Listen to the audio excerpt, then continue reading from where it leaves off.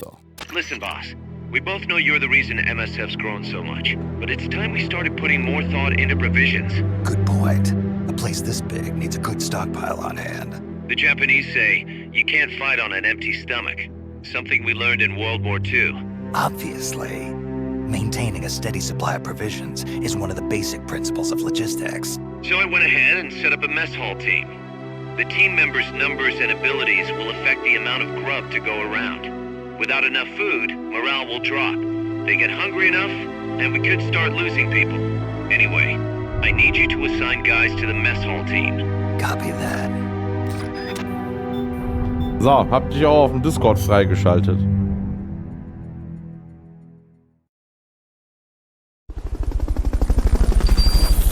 Nun haben wir auch das Kantinenteam. Schließlich sollen unsere Leute ja auch satt werden. Die Moral des Personals sinkt. Das fängt ja gut an. Eben gab es noch keine Moral. Hätten wir es mal so behalten. So, das ist übrigens die zwei, die wir eben gerettet haben. Ja, die können wir dann mal schön in das Entwicklungsteam stecken. Dich auch. Dich auch. Jetzt brauchen wir aber auch definitiv mal Leute für das Kantinenteam. Nahrung 117%. Das sollte euch doch einen Moralschub geben. So, wir können was Neues entwickeln. Die doppelläufige Schrotflinte zum Beispiel. Und die M10. Hier gibt es nichts Neues ansonsten. Okay. Ja. Nun haben wir ein Team mehr. Kampfeinheit, Waffenentwicklung und Dings. Wir haben aber auch eine Nebenmission mehr. Commencing training mission. Missions like this are key to building up your basic skills. Be careful out there. Treffen Sie alle Ziele innerhalb von einer Minute.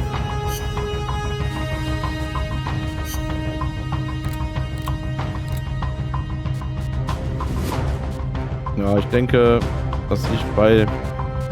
Nee, wir haben auch nicht neue Maschinengewehre, also Sturmgewehre. Nee. Maschinengewehre haben wir streng noch gar keins. So, aber wir nutzen die Gelegenheit, damit wir hier ein bisschen vorankommen. Das sind ja wir. Unser toller Name. Jetzt kommt bestimmt mal die Erklärung. Remember why we created MSF Snake. To provide military force to whoever needs it, wherever they are, regardless of nation or ideology. Our beliefs aren't all that lofty. We just won't be the tools of any one country. Exactly. We know only how to fight. But we refuse to live our lives at the whim of the state. The MSF seal is patterned after Pangaea, the supercontinent from 250 million years ago. Back then, the whole world was one landmass, one world. No gaps, no rifts. Our strength will take us back there.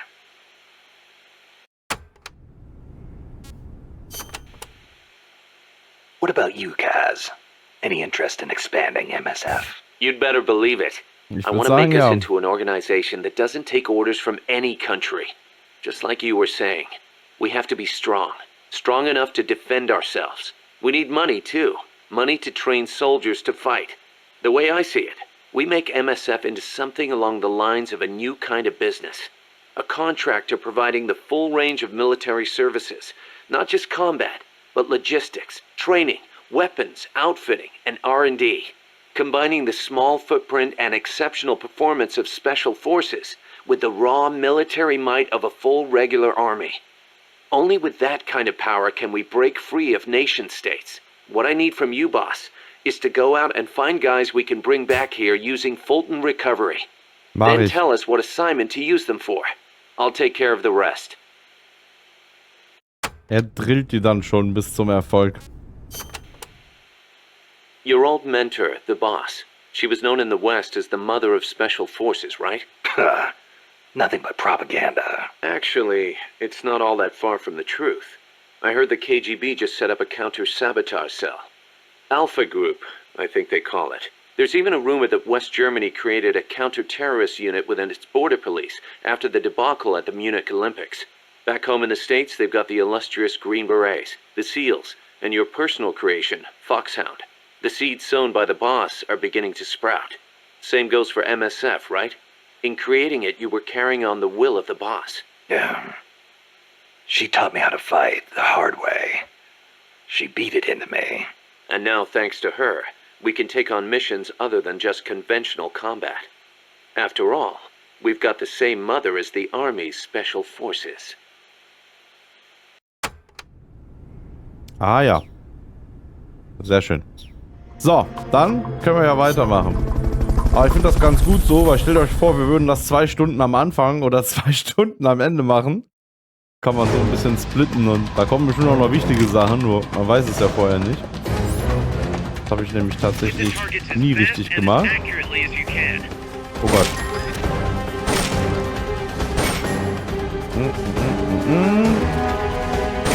Armer Troll. So, du meinst, weil er nicht so gut trollt? Ja. Aber dafür haben wir ja ein paar andere Trolle, die nicht Troll heißen. Das gleicht das dann wieder aus. Wie viel fehlen?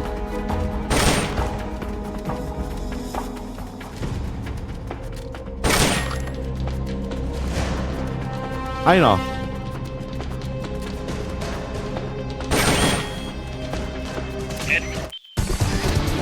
Geht doch. Das lief doch soweit ganz gut.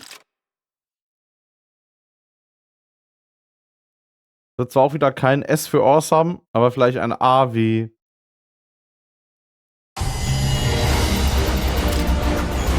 Ja. Atemberaubend. Nee, das passt nicht. Oder B für... Bauer. B für Bands gut.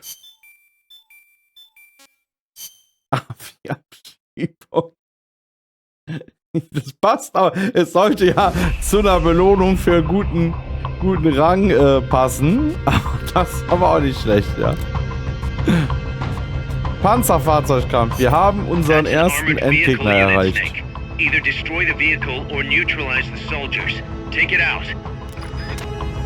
Ja, leider gibt es keine Hosten, weil wir spielen das hier nicht virtuell. Wir spielen das Spiel hier nicht online. Die haben die Server ja abgeschaltet, die Schweine.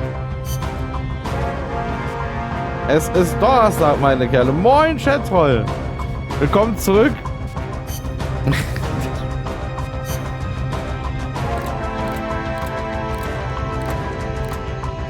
Raketenwerfer. Eins auch von mir natürlich.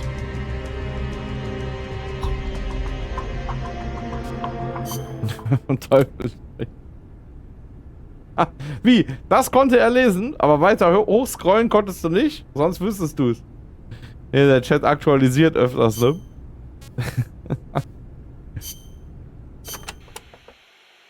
Still can't believe Professor Galvez was KGB. Well, like the professor said, Moscow's hell-bent on communizing Latin America. Yeah, the Cuban intel services are all in the KGB's pocket. You don't think he's got some kind of ulterior motive? If the CIA is up to something, it's only natural that the KGB wants to know about it. But I doubt they're showing us their full hand. We'd better watch our backs.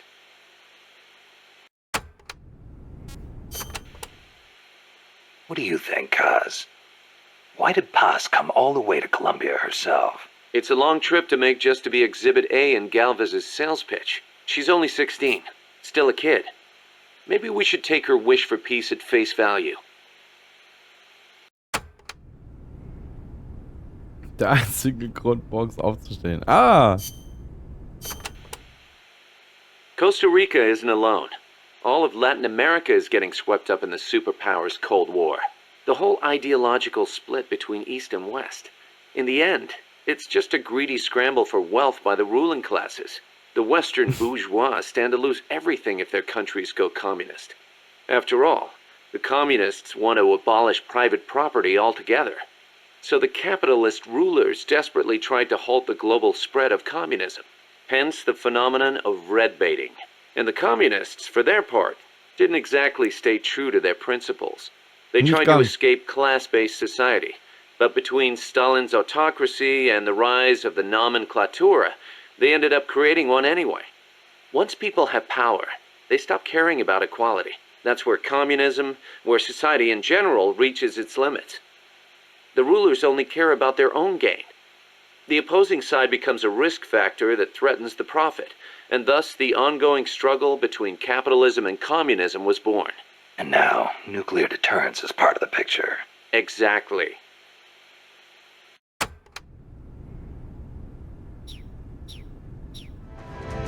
Dann kann's ja weitergehen. Lernen wir noch nebenbei was zum Kalten Krieg. Quasi, ja, ihr wisst ja, Bildungsauftrag haben wir hier. Oh Mann, da Köder.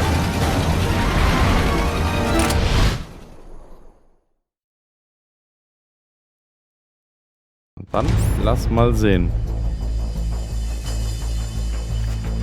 No need to take out the armored vehicle just yet. Neutralize the troops first. The accompanying soldiers are armed to the teeth. Watch yourself. Nein! Aber wenigstens habe ich die Soldaten nicht getroffen.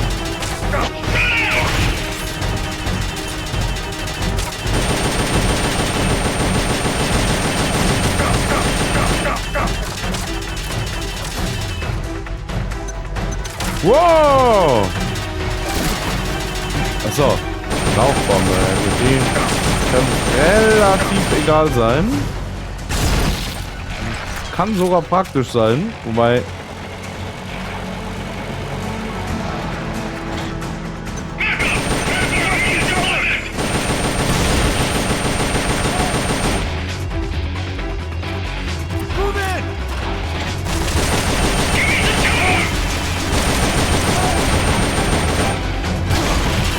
Ach scheiße, das war jetzt eine richtige Granate.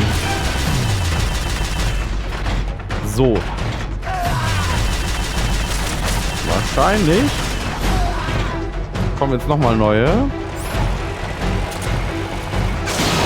Oh, ich sollte den Ort wechseln.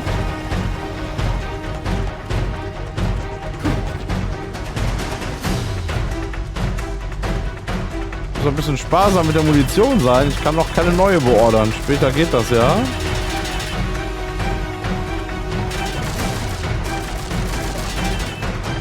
Aber wenn ich das Ding nicht zerstören will, muss ich die Soldaten töten. Okay, da hinten, hier ist ja anscheinend Munition.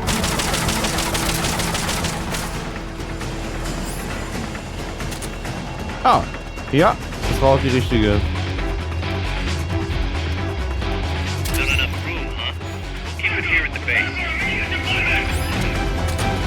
Ah, ich glaube, es kommen neue. Ja. Und. Ja, so ein bisschen einen habe ich mitgetroffen. Ich glaube, der ist auch hinüber. Oh! Da ist der Pilot!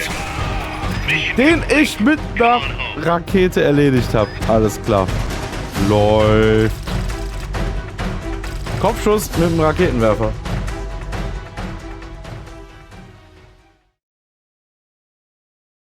Ich würde sagen, das konnte sich doch sehen lassen. Oh nein.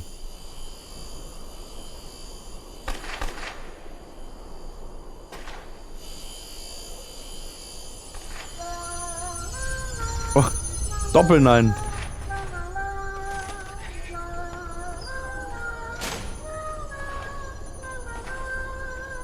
Lass dich jetzt ja nicht erwischen.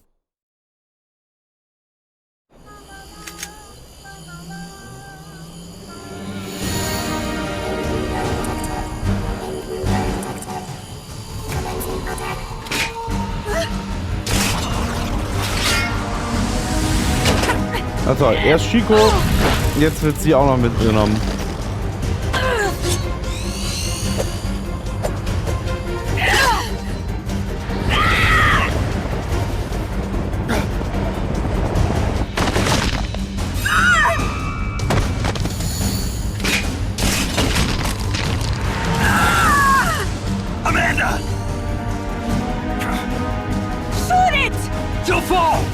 Shooter Chico Libri!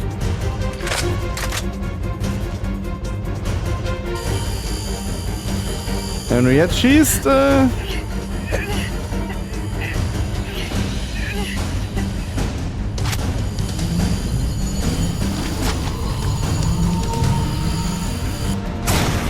muss sie ja versuchen zu retten. Das große Ding muss warten. Und das muss jetzt wehtun.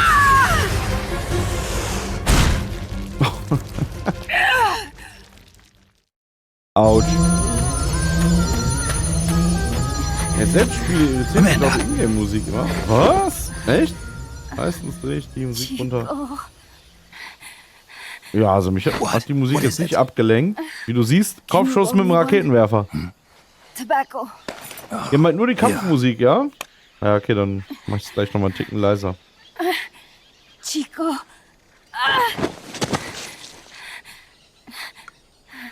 Hold still. Was, Musik bricht die Immersion? We fought.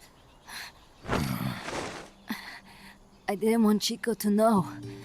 Kept it a secret. Somoza's Guardia chased us out of Nicaragua. Across the Rio San Juan. And we ended up here. The only reason we've been able to keep on fighting. Amanda. The factory. You saw it? The banana factory. A front. It's a drug refining plant. The KGB set it up for us to run. We used the income to buy food and weapons. Mi viejo never said a word, but we all knew. Oh. Everyone except Chico. Everything we have. Our weapons, our compass. He brought it all together. We were going to rebuild our country. Rebuild Nika with our own hands. Even if we had to dirty our hands to do it. But it's all over. We lost our cacique. Papa. I could never replace him. Now they've taken the plant from us too. There's no place left to regroup. No way to fight la revolución. Here, I rolled you one.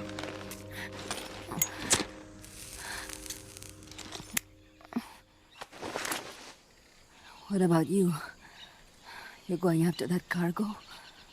Yeah, Must be important, looks that way. It looks like it could be nukes. What? Nukes? Madre de Dios. No time to waste. We must get to Irasu. Ja, du nicht. The transport route leads there. It must be where they're holding Chico and my compass, too. Whenever Chico and I argue, he goes off to be by himself. That's why he knows more than anybody about their bases. Chico. You're pretty worried about your baby brother. This is why I'm not fit to be a leader.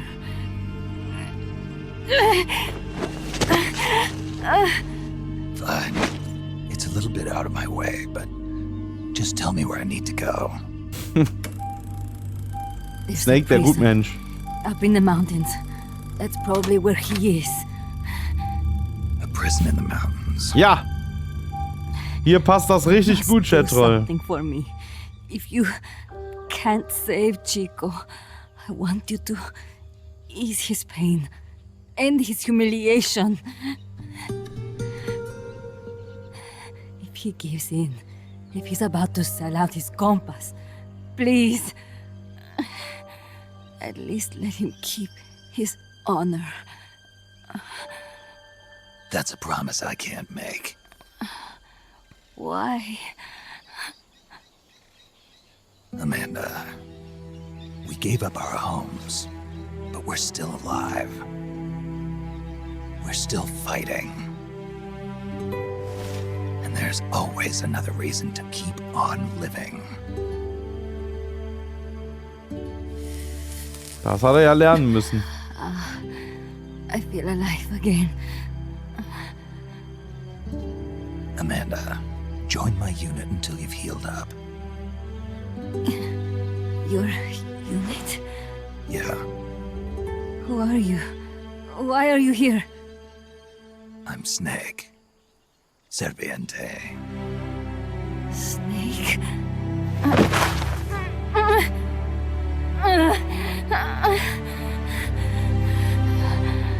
Could it be the great cacique has come to lead us?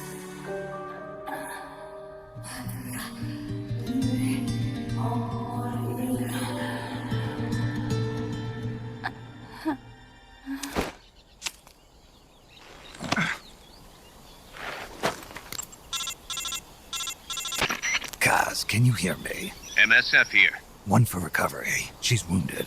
Acknowledged. Kaz, the cargo on the barge. I was right. It's headed for the mountains. You think that's where they're taking the nukes? I'm sure of it. Let's move.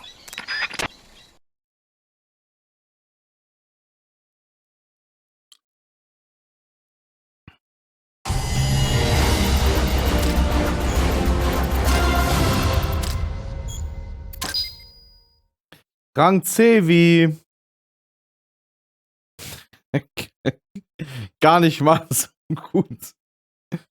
Meinte sie nicht, sie dürften keine Zeit vergeuden, hat sie gelogen. Ja, bisschen was für die Dramatik musste sein. Es sind ja diese Schicksale, die Big Boss, ehemals Snake, dazu animieren, das jetzt aufzubauen, was aufgebaut wird, ne? Tatsächlich ist Amanda und vor allem noch eine Frau, um die es hier später geht, für die ganze Geschichte nicht wirklich wichtig, sind aber wesentliche Bausteine, warum er tut, später, was er tut.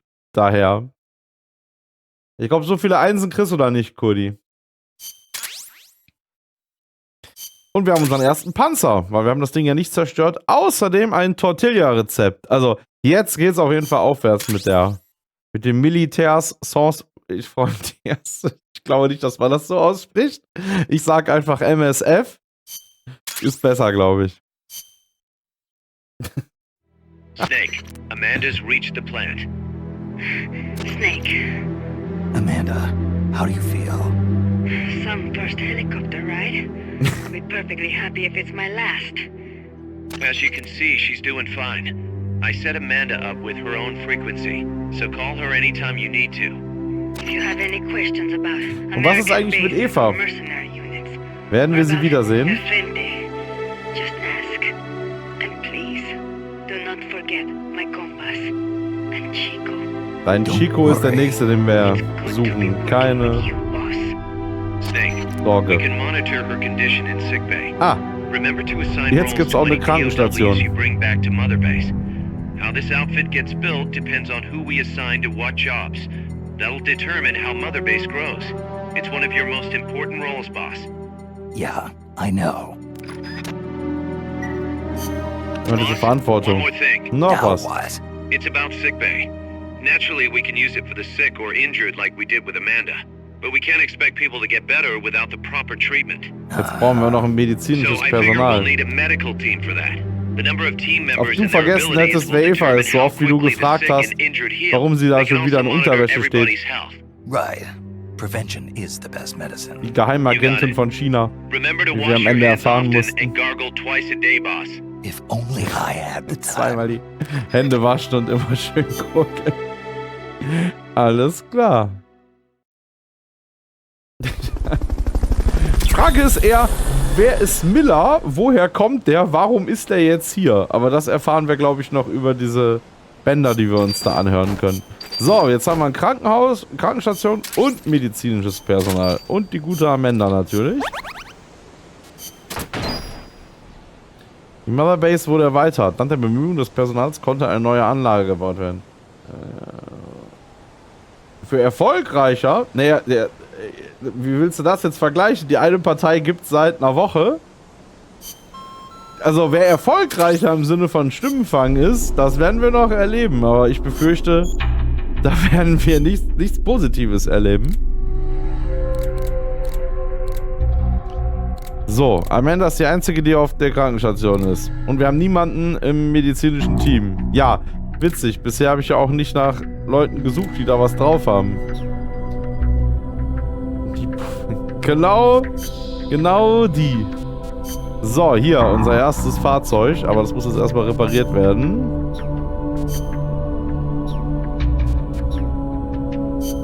Ja, dann geht's mal direkt weiter, würde ich sagen. Retten Sie Chico. Aber erstmal Zielübung. 2 Minuten. Immerhin. Aber jetzt vielleicht ohne Raketenwerfer. Und natürlich, ne? Aber es wird weniger. Aber vielleicht sollten wir doch mal kurz das hier vorziehen, wie die sich kennenlernten. Ja, das würde mich ja doch mal interessieren. Don't forget to give the MSF staff assignments. Where you place people will determine how Motherbase grows. Right. That goes for me too. Assign me wherever you think is best. You? I thought you were second in command. Don't worry, I've got that covered. But MSF is still small, and I don't have the leisure of sitting around on my butt all day. I see your point, but... Not to brag or anything, but I kick ass at whatever job you gave me. Put me in the area you want to focus on developing okay, auf jeden Fall keine Ego-Probleme. Good care of the staff there. Easy, cuz. Alles klar. Wie Miller und Snake sich kennenlernten. Ja, das würde ich schon gerne hören. Life's funny sometimes, isn't it? What brought that on? We first met as enemies on the battlefield. And now here we are fighting side by side. You mean Colombia? Yeah. After I quit the JSDF. I made my way there and got myself a position as a drill sergeant for a band of revolutionaries. Despite the fact that I'd never seen a day of combat. I see you had the gift for talking business in Spanish even back then. Oh, come on, stop it. You're making me blush. Unlucky for me, though, you were in the service of the Colombian army. I remember it like it was yesterday. It all happened in an instant. You guys ambushed us, and half my unit was taken out. My mind went totally blank. I couldn't keep it together. My whole unit was wiped out. And I was left half dead from a bomb blast. Then, as I was leaving, you yelled out at me. I came all the way from Japan to be here. My place is on the battlefield. Then you asked for my help, saying, I want to be the one to end it. I remember being surprised that there were still samurai in Japan. You guys came over to me. I had a grenade hidden under me, but even then you were too fast. The second I pulled the pin, you grabbed the hand I was using to hold the grenade with both palms. I didn't want it to go off. I'd heard samurai were a proud bunch. I wanted to know why one of them would stoop so low as to try to take his opponent with him. And I said, I'll never lose again. We'll never lose again. Yeah. We'll do whatever it takes, but we'll never be beaten again. Then, I passed out from the blood loss. When I woke up, I was in your camp's infirmary, stuck full of tubes. Why'd you save me? Your enemy after I tried to kill you. Because you swallowed your pride and fought with everything you had. I just didn't want to lose. You found a way to fight back, even in the face of death, even when you knew you were going to die. That's the mark of a true warrior.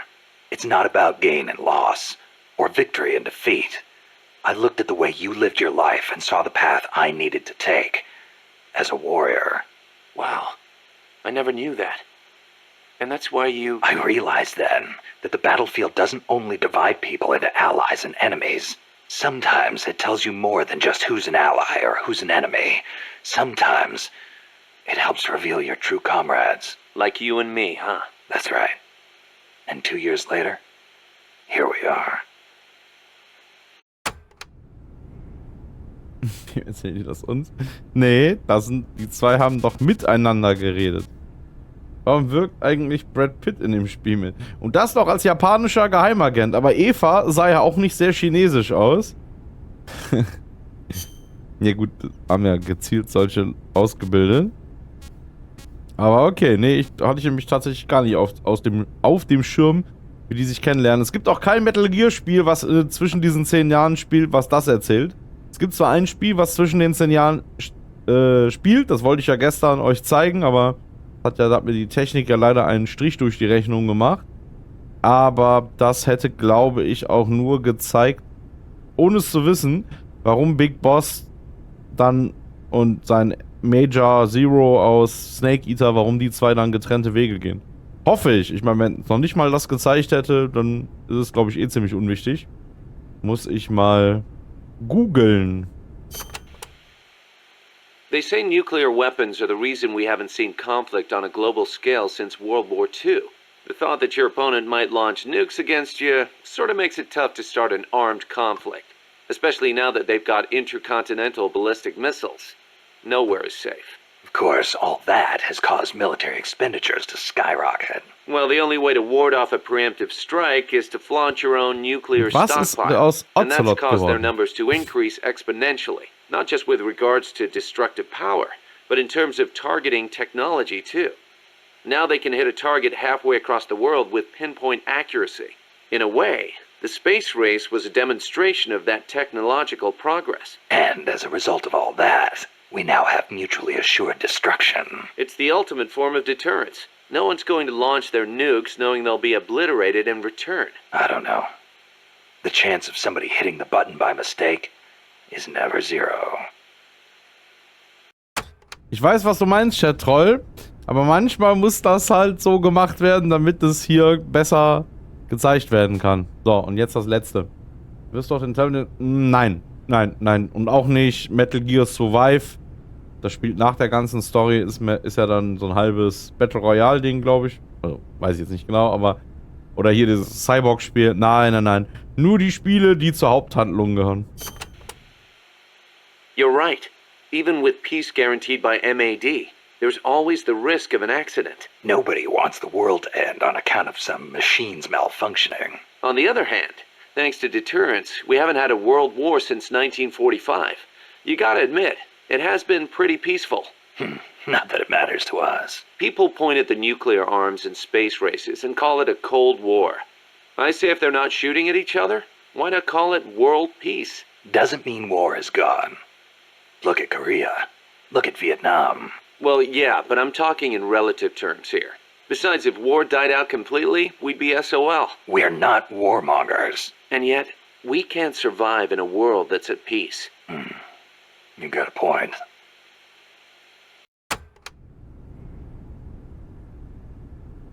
Raiden wird noch oft genug vorkommen, Punisher. Was das betrifft, ist kein Problem. Aber dieser Teil, wo da nur er... Nee, das eher nicht. So, nun machen wir aber unsere Zielübung. Ja, künstlerische Freiheit, Chatroll, was dein Thema da betrifft. Und schon gibt's wieder Ärger.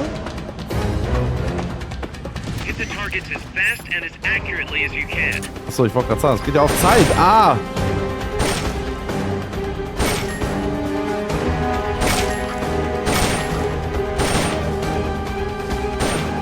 Na!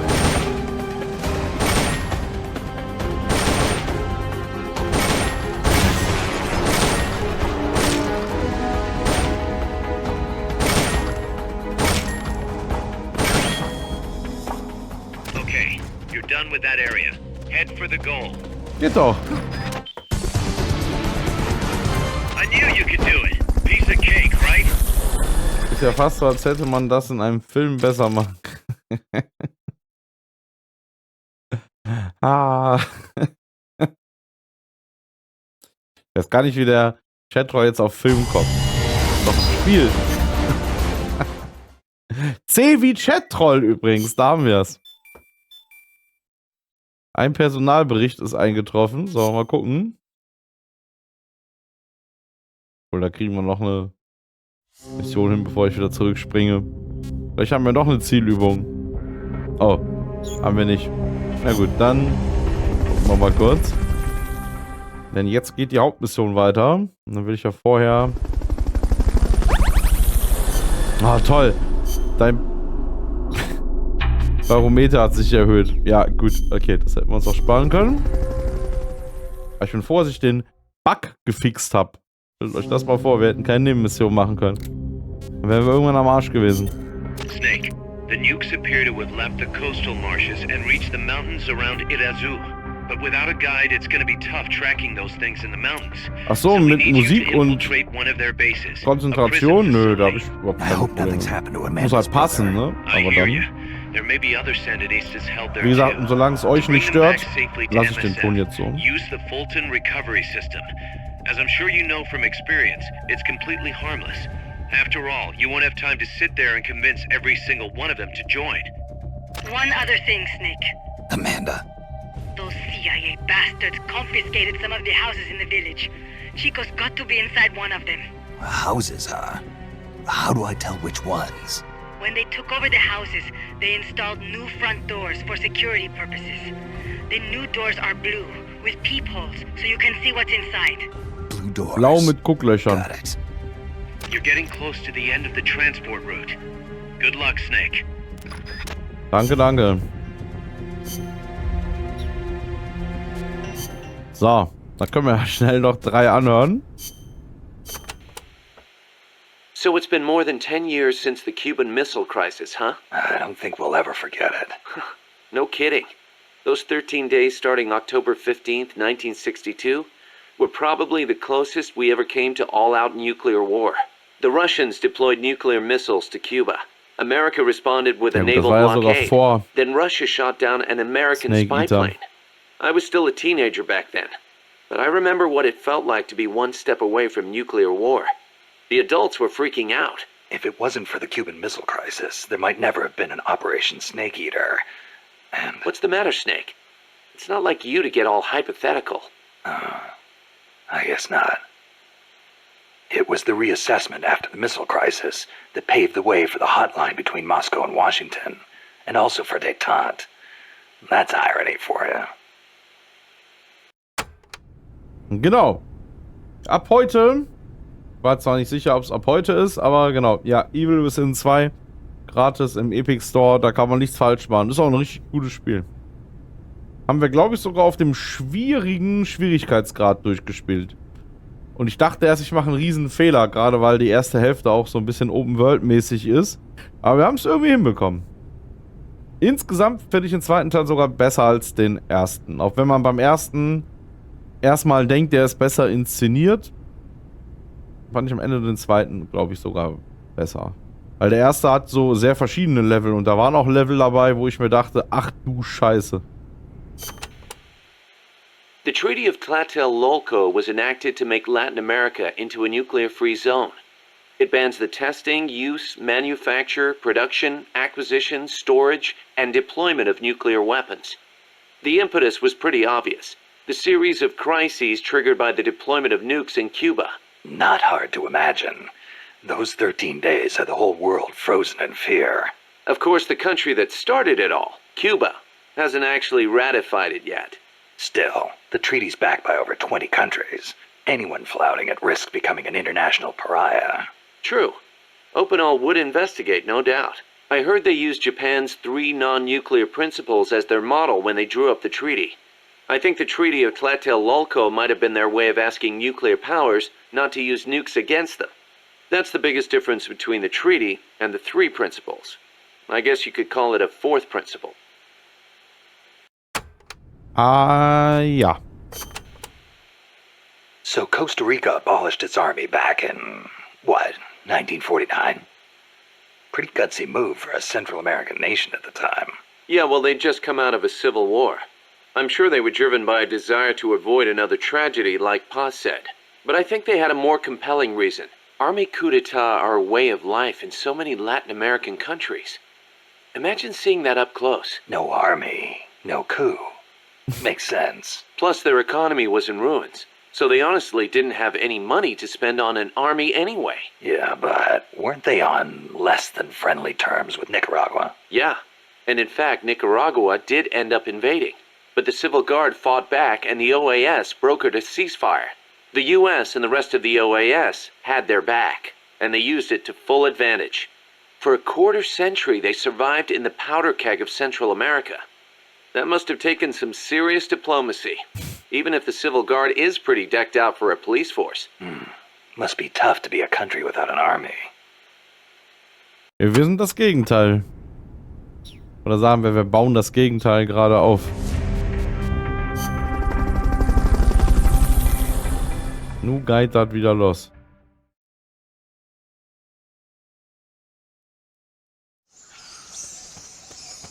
So, wo ist Chico? Chico's in a prison camp north of here.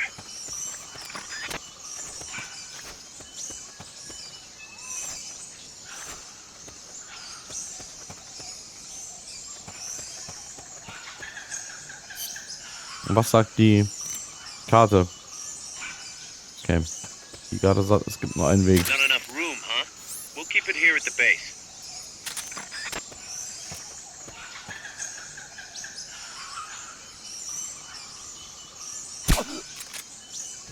Gute Nacht.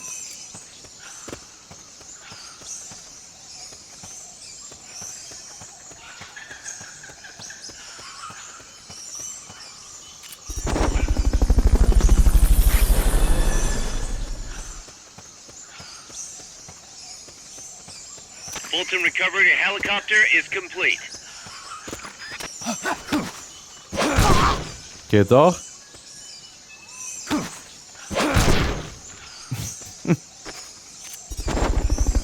Und schon wieder einen zwangsrekrutiert. The basin ahead leaves you completely exposed to sniper. Ein Raum vom Zielgebiet entfernt.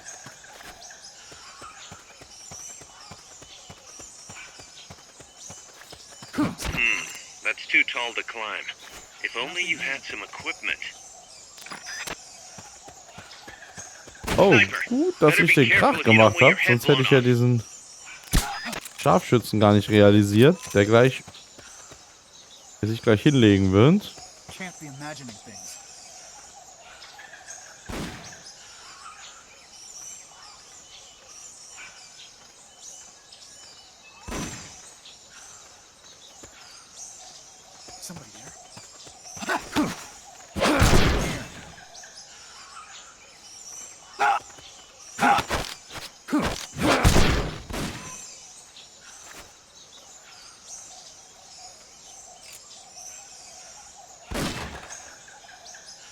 Der ist auch nicht umgefallen.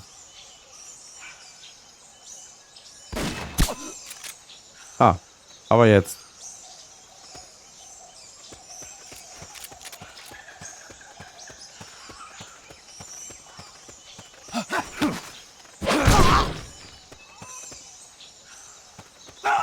Da legst dich nieder. Und da ist eine Geisel. Sehr schön.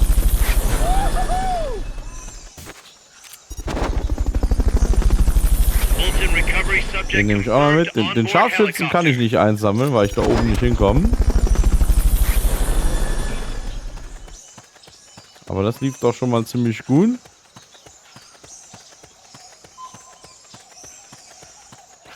Und schon sind wir im Zielraum.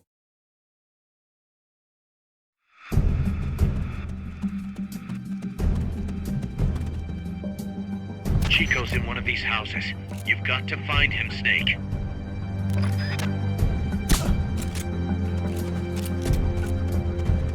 Check inside a house by pressing the action button in front of the door. Und da schnarcht einer. Komische Geräusche und der schnarcht wieder. Auf jeden Fall ist das nicht Chico.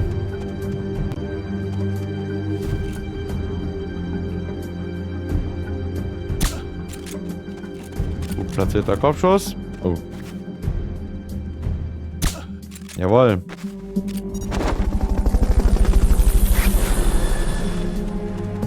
So. Den hauen wir auch mal in die Luft. Fulton recovery helicopter is complete.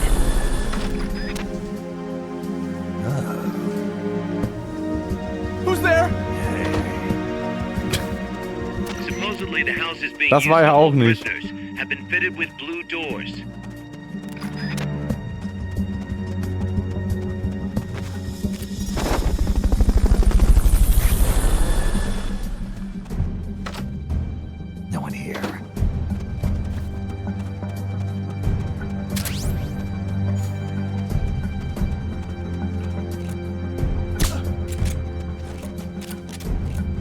Wieder einen erwischt.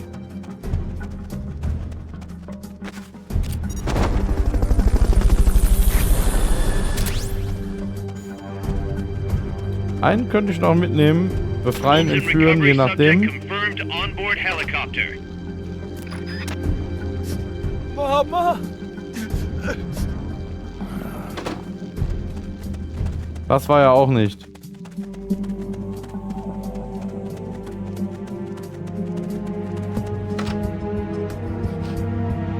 Chico, is that you? Gefunden. Die 6. Tür oder so war's. Who's there? Chico, it's me. You're that photographer. That's right. A war photographer. Huh? I thought you were here for the Wir birds. fotografieren nur Kriegsvögel. Yeah, the birds of the battlefield. Whoa! Is that chess? Can I see it? Wow, the same kind of chair used! You can't keep it, kid. Here, have these instead. Sony Alpha, die ich geholt Those habe. photos! Huh. Oh no, Amanda! She's safe. Don't worry. You sure? We're patching her up back at my place. She's hurt? I said, don't worry. It's just a broken leg. You got any cigarettes? Nice cigar, huh? Hey! It's not for kids. Chico, do you know where they took the cargo? Cargo? What cargo? Let me rephrase that. How do they get stuff from the coast up here? Jetzt will Oh, ich wieder that I can tell you. Schluck Wasser aus dem Horn trinken. When the cargo Ekelhaft. gets to the harbor, they first send it up the marshes on a barge. Then, they load it onto a jungle train past the banana plantation and transport it by rail. The train stops here. When it gets to the train terminal past the coffee plantation, they reload it again. This time onto a truck, which disappears into a tunnel heading toward the mountains. Disappears? Chico, what's on the other side of that tunnel? Nobody knows. None of our compas ever got close enough. He's protected by a spirit. Spirit. Ein Geist? Yeah, a giant monster. El Basilisco. The king of snakes. No, really, I saw it. I was camping up there one day, and just as I was waking up around dawn, I heard this loud noise. I opened my eyes and saw an enormous shadow. Must have been 30 bara at least. He was walking, on legs as big as trees. Where did you see it? At the terminal near the tunnel, but I only saw it that one time. What exactly were you doing there? Well, me and my sister got into a fight. And you just happened to go camping. You know, their train should be arriving at the place I saw El Basilisco right about now. Is it far? No, really. Go past the coffee plantation, and it'll be to the north. What are you chasing? Something that could keep the world in balance. Or destroy it. Huh? I heard that place was a narcotics plant before those guys took it over. But you already knew that, didn't you? Look, I get it. Even revolutionaries need to pay the bills. Still, must be tough for a kid like you to swallow. You're damn right it is. The route they use to transport stuff is the same one mi viejo used to smuggle drugs. They sold the drugs to the Norte Americanos and used the profits to fund the army.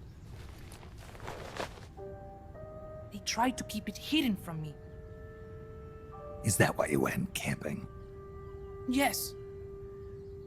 I managed to sneak into the plant a few times and I tried to set it on fire. Everyone treats me like a child. I couldn't stand it anymore.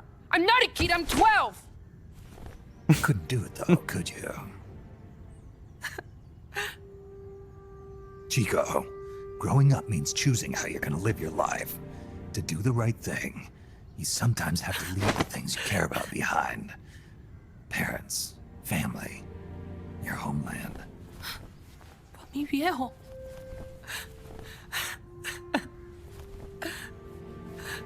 Papa. Chico, look at the photos. Mi viejo. He's gone. But there's one thing you don't ever leave behind. Da gibt's auch eine Keep them 1 von safe. mir. You want to get out of here, Chico?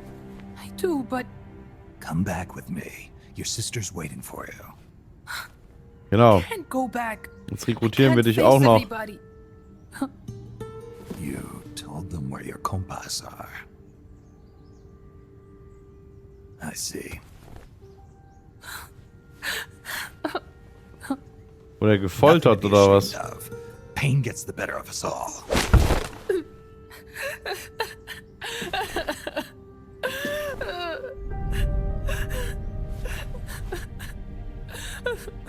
I wish I was dead. Okay then. I'll put you out of your misery. What?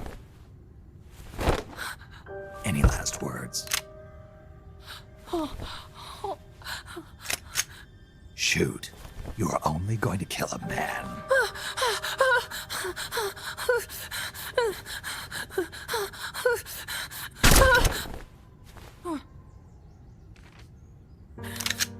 I just wasted a bullet. Don't waste your life. Listen to me, Chico. You died here today. You understand? You're hombre nuevo. A new man. Now, give that new life to me. Huh? Fight with me, little soldier. Show me how strong you really are. Rekrutiert für Outer Heaven in jeder Altersgruppe. Dry your tears. Then promise me one thing. No smoking until you get older. Remember, real heroes are never as polished as the legends that surround them. You got it, boss. Snake is fine. What's that? Wie ging das? Wir waren in einem Haus. Ich frag nur. Das Fulton-Rettungssystem geht auch durchs Dach.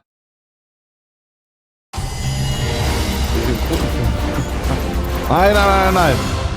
Unsere Rekruten sollen ja nur Gutes tun. Die Wut von Panem, ich habe sie alle damals gesehen. Ich fand sie gar nicht schlecht. Ich weiß nur, dass ich den vorletzten doof fand. Also der dritte und der vierte, die hingen ja mehr oder weniger direkt zusammen, aber den dritten fand ich irgendwie langweilig. Aber ansonsten war das gut. Made it over. Snake! Chico, you made it. Made it. Don't give me that. You say you're gonna give me a new life, and then you nearly kill me. I take it you didn't enjoy the trip. What's the big idea? Dragging me off in a balloon? I might as well have taken a Calibri. At least you got a nice view. Or are you afraid of heights? Whatever. I just wish you would explain it to me first. Would you have agreed to Legale go if I did? Kindersoldaten in Metal Gear. Genau, Punisher. Thank you for saving us, Snake. Ja, Amanda, ab 12 fängt er an, haben wir jetzt gelernt. stop treating him like a child. Yes. Yes, I know. You're right. I shouldn't. Amanda, Oh, you're coming back after your leg heals, zu dem right? Thema in einem anderen Teil kommt dann noch ganz We viel still have Punisher. work to do. We, huh? Are you sure Also you zum got Thema Chico's future in Kindersoldaten. mind when you say that? What do you mean? We're sworn to our father's cause, to helping the revolution succeed. Revolution or no revolution, you pick up a gun and sooner or later you're going to hell. Are you prepared for that? Und mir fällt gerade auf, da kommen noch ein paar mehr grenzwertige Themen in Anführungsstrichen. I'll take hell. Really? Well then, you're gonna have to stop treating Chico like a brother. and Deswegen start hat die treating him like a Neuveröffentlichung ja soldier. auch Warnhinweise bekommen. Unironisch. You're right. Welcome to hell. Snake, can I ask you a favor? Shoot. You find any prisoners from El Frente, you bring them back alive. Ja, logisch. You're trying to make amends for talking.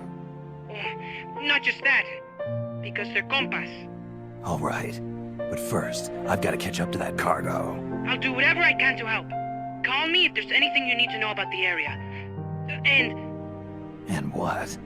let me know if you encounter any wildlife you've never seen before. Never seen before.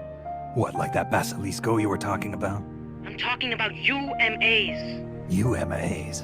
You know, like ancient Ah dinosaurs ja, or mit Chico kriegen wir doch später noch die Dinos. Es gibt ja hier so ein Crossover mit, Is that right?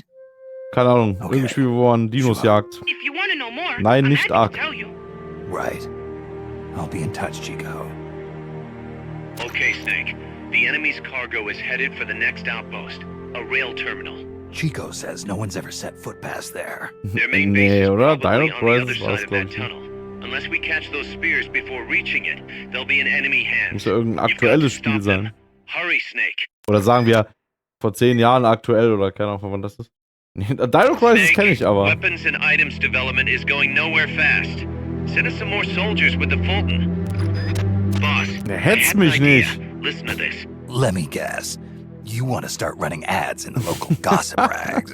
Please, what do you take me for? I thought that with all the new guys we've got, we Noch should neues get an Team. intel team Ich going. bräuchte mal mehr We'd send Menschen agents als around Teams. the country to scout out different locations. That way we're better prepared, no matter where we end up. That's actually not a bad idea. They could probably develop recon equipment for us too. We could also have them transport goods and direct the Motherbase support strikes. You can send an item to a co-op teammate from the delivery menu. Ja, das war jetzt extrem viel Input.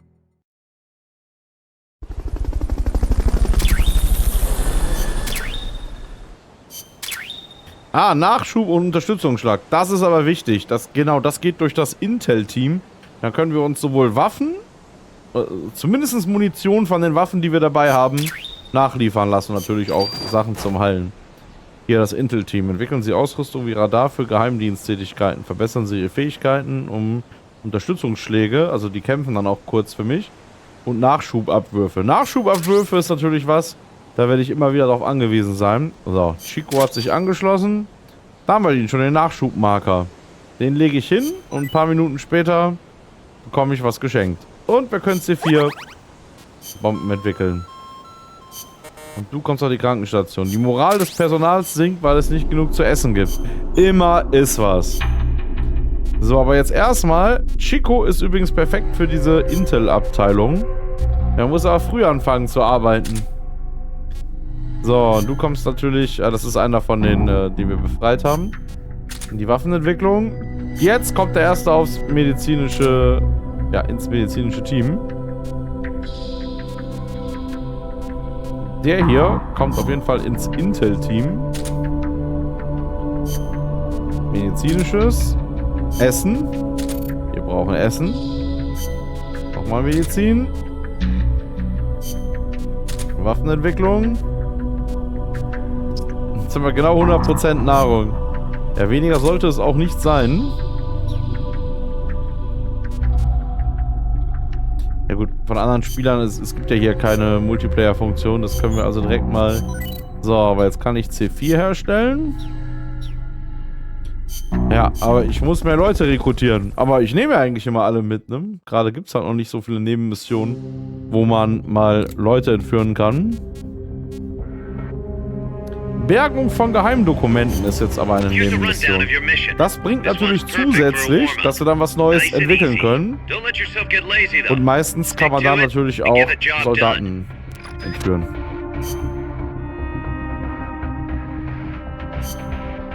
Ja, das passt alles. Und wir nutzen natürlich die Chance. Wobei, ich kämpfe gegen Windmühlen. Nach jeder Mission 3 kleine Clips, aber wir haben jetzt schon 2 neue Personen, die ja auch schon wieder so viel zu erzählen haben. Oh Mann. Aber wir wollen ja mit Miller wenigstens fertig werden, ne?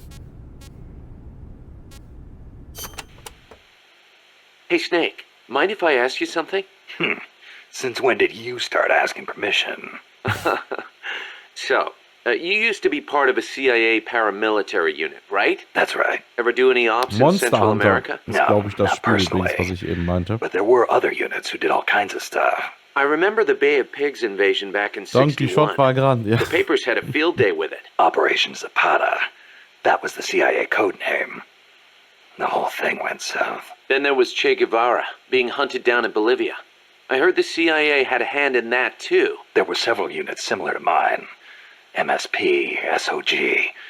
They'd recruit former special forces, train them as intelligence agents, and send them on deniable covert paramilitary operations. One of those units trained the Bolivian army in counter-guerrilla tactics. And then had them shoot El Che. So the story goes.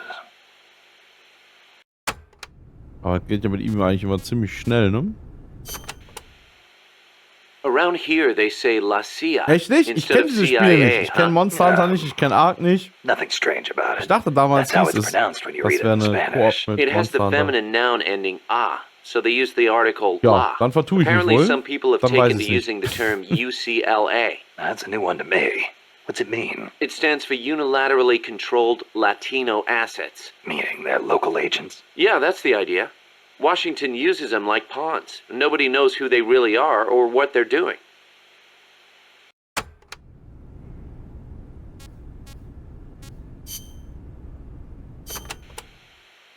So I hear Amanda mistook you for Che Guevara, Snake. That's not too bad, huh? Yeah, right. I'm not even worthy of polishing his boots. Don't be so modest. From where I'm standing, your men see you as a great man. As great as the century's most complete human being. That's Sartre, right? Well, there's hardly been a more iconic figure of his times than Che. Oh, he was more than that. He was a true revolutionary and a great warrior. I'm with you there. Can you believe that when he first went to Cuba with Fidel, they had only 12 guys with them? But they rallied. They brought in new recruits, won the support of the peasants, expanded their organization. And in the end, they overthrew the Batista regime. People flocked to them because they were honest. They won because they were strong. Those are the qualities that make men great. You know, we're kind of in the same boat they were back then. Here we are, a handful of mercenaries taking on an army backed by the United States. Yeah, we've got a long way to go. But we've got to keep on going. It's not just about winning in battle. You need to think about recruiting people and growing this operation. Got it. Deine Priorität hier. Boss, did you ever read Che Guevara's book, Guerrilla Warfare? I can't remember if I got to that one or not. You should have. That's why I lent it to you. A lot of the guerrilla tactics it covers apply to sneaking missions too. Che was one of the first people to articulate the theory of guerrilla warfare. T.E. Lawrence of Arabia, was another one. And Mao Zedong and his On Protracted War. Theory aside, Nicaragua's General Sandino was one of the first to put guerrilla tactics into practice, which explains why the Sandinistas named themselves after him. If you think about it, guerrilla warfare itself has been around since ancient times. There's only so many ways a small group can upset a large army. There was a samurai in Japan who excelled in guerrilla warfare. No kidding. Tsunoki Masashige. He was a warrior who lived in the medieval era. He used unconventional tactics to help overthrow the Kamakura shogunate. Like what? Trojan horse-style maneuvers and decoys to confuse the enemy. The best one was when the enemy was climbing the castle walls. He dumped boiling water and human excrement on them. Huh, sounds great. Let's put it in the MSF playbook. Den kannst You're du ja not auch serious, are you, rekrutieren. boss? Why not? We've got plenty of crap to unload. Yeah. I'll think about it. Ekelhaft. Ja, dann können wir das in der japanischen Version? Das weiß ich nicht. Also, über den Kommunismus wird generell oft geredet. Aber jetzt in dem Zusammenhang, ich weiß es nicht. Da Küche an der Wand. The year the Cuban Revolution was won, Che visited Japan as a member of an economic delegation. While he was there, he visited Hiroshima. Hiroshima? Since he was there to discuss economic issues, Hiroshima wasn't part of the original itinerary. Some said the Ministry of Foreign Affairs didn't want to let him go, but he went anyway. He snuck out of his hotel and took an overnight train. Huh. Traveling guerrilla style. Sounds like Che, all right. He visited the Peace Memorial Museum and the Atomic Bomb Survivors Hospital. Apparently it gave him quite a shock. As a doctor, it must have been painful for him to see how the victims suffered. Nukes destroy everything. He was quoted as saying, "They put you through this, and still you do whatever America says." Those words really hit me hard, especially when I think of my mom. He said something else, too. Let us all love Hiroshima and its people. I can believe it. Che never managed to numb himself to other people's pain. That's why people loved him. And why he died. Und das letzte. That that bandana you're always wearing? That thing's a real antique. Ever think about getting a new one? This one's fine. Come on, we can't have our boss wearing a raggedy old thing like that. It was a gift, okay? It wouldn't be right to get rid of it. It was. Okay then. Speaking of which, Che supposedly had a black scarf he used to take everywhere with him. A scarf? One of his comrades gave it to him when he broke his arm in battle. Che used that silk scarf as a sling, and the comrade who gave it to him became his second wife. Alida, right? Even after his arm healed up, he never went anywhere without that scarf. What about you? You get that bandana from someone special? No, nothing like that. It's important to me. That's all. Ich bin gerade am Überlegen. Wurde doch nie erwähnt, oder? War jetzt nicht irgendwie das Bandana von The Boss oder so. Wenn wir das schon wissen können, habe ich das irgendwie verplant. Ich weiß es nicht. Keine Ahnung, um ehrlich zu sein.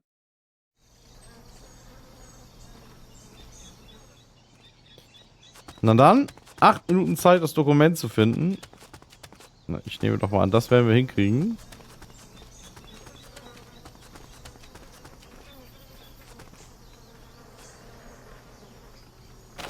Na, so ist ungünstig. Dreh dich doch mal.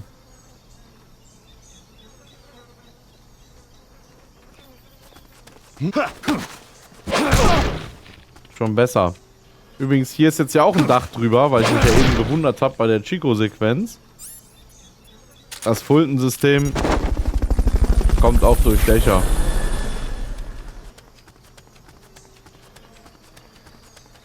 Fulton recovery helicopter is complete.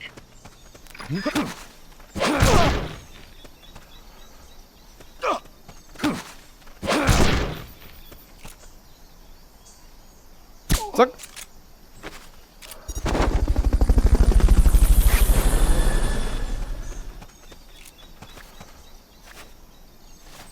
Fulton recovery subject confirmed onboard helicopter. Gute Nacht. Der ist auch raus. Hier ist das Dokument.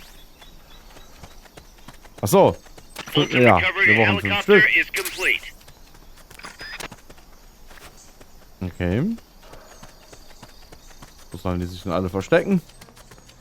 Dann bestimmt noch hier in diesem Raum. Oder auch nicht.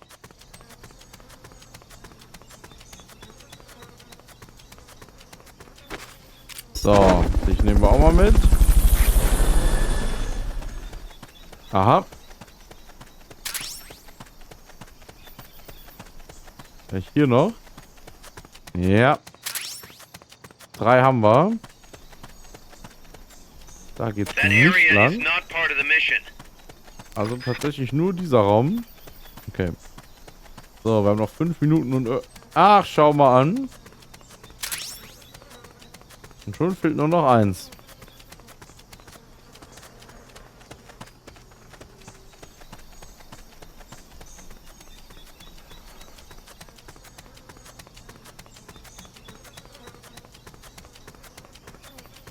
Vielleicht jetzt hier rechts auf unserer Seite. Da habe ich noch nicht... Aha! Head for the recovery zone. We'll pick you up there. Jetzt hätten noch immer Juche Jange. Was für ein Erfolg. Und neue Soldaten. Wir haben ja eben gesehen, wir brauchen auch neue.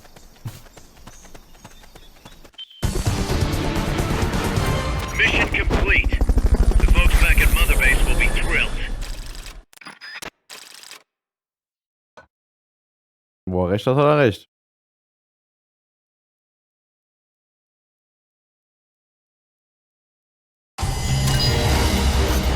Rang A. Wir haben einen neuen Codenamen erhalten. Butterfly. Titel, der an Soldaten verliehen wird, die hauptsächlich Kurzdistanzwaffen einsetzen und Feinde durch Anwendung nicht tödlicher Gewalt ausschalten. Ja, immerhin. Dann bauen wir doch mal zurück und gucken, was die 4 so drauf haben. C4 fertiggestellt. Oh, wir können einen neuen Raketenwerfer entwickeln. Und wir haben nicht genug zu essen.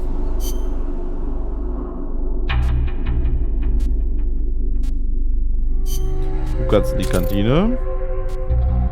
Du kannst in die medizinische. Waffenentwicklung, Kampf.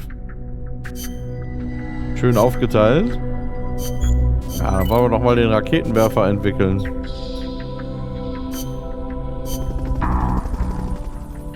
Und weiter geht's.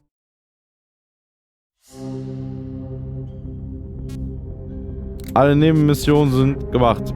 Folgen Sie dem Dschungelzug.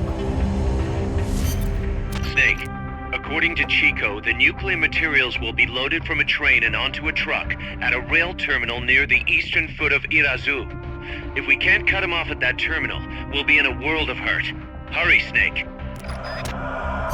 Hurry, Snake. Ja, ich würde sagen, das passt alles. Wobei, konnten wir jetzt nicht eben schon was Neues zum Heilen entwickeln? Nö. Station, den Mate-Tee brauche ich nicht. Zweierkarton, Walkman, nein. Nein, nein, nein, nein, nein. So, nutzen wir die Gelegenheit. Ein Ende ist in Sicht, hoffe ich. You were saying Japan has a peace constitution too. Yep. Japan renounced war in Article 9 of its constitution, aspiring sincerely to an international peace based on justice and order. The Japanese people forever renounce war as a sovereign right of the nation, and the threat or use of force as a means of settling international disputes.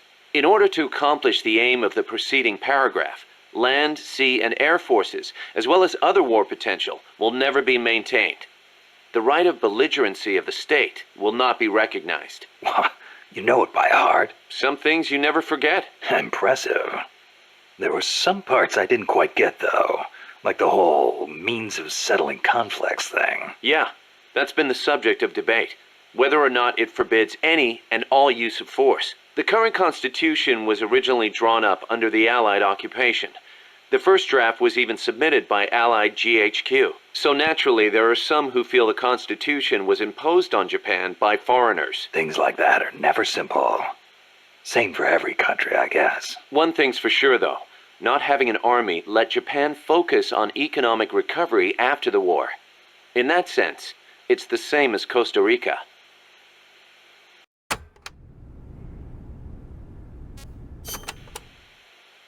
Kaz, you were in the Japanese Self-Defense Force, right? I thought that Article 9 you were talking about earlier prevented Japan from having an army. Yeah, and that's another subject of controversy. The Self-Defense Force is an organization for the purpose of defense. Article 9 of the Constitution does not deny Japan's right to self-defense. Therefore, the SDF is constitutional. That's Tokyo's official stance. Sounds complicated. Call it what you will. It's a distinctly Japanese way of interpreting things. Moin, MM. Willkommen zurück. Was ist denn das Herz in der Mitte? Das kenne ich ja noch gar nicht. Inter. Ah. Ich wüsste nicht, ich weiß tatsächlich nicht mal, was das bedeuten soll. Aber Inter gibt's auch, stimmt. Alles klar. Wieder, nee, noch dazugelernt habe ich es noch nicht. Gleich haut bestimmt einer von euch die Weisheit raus. Willkommen zurück.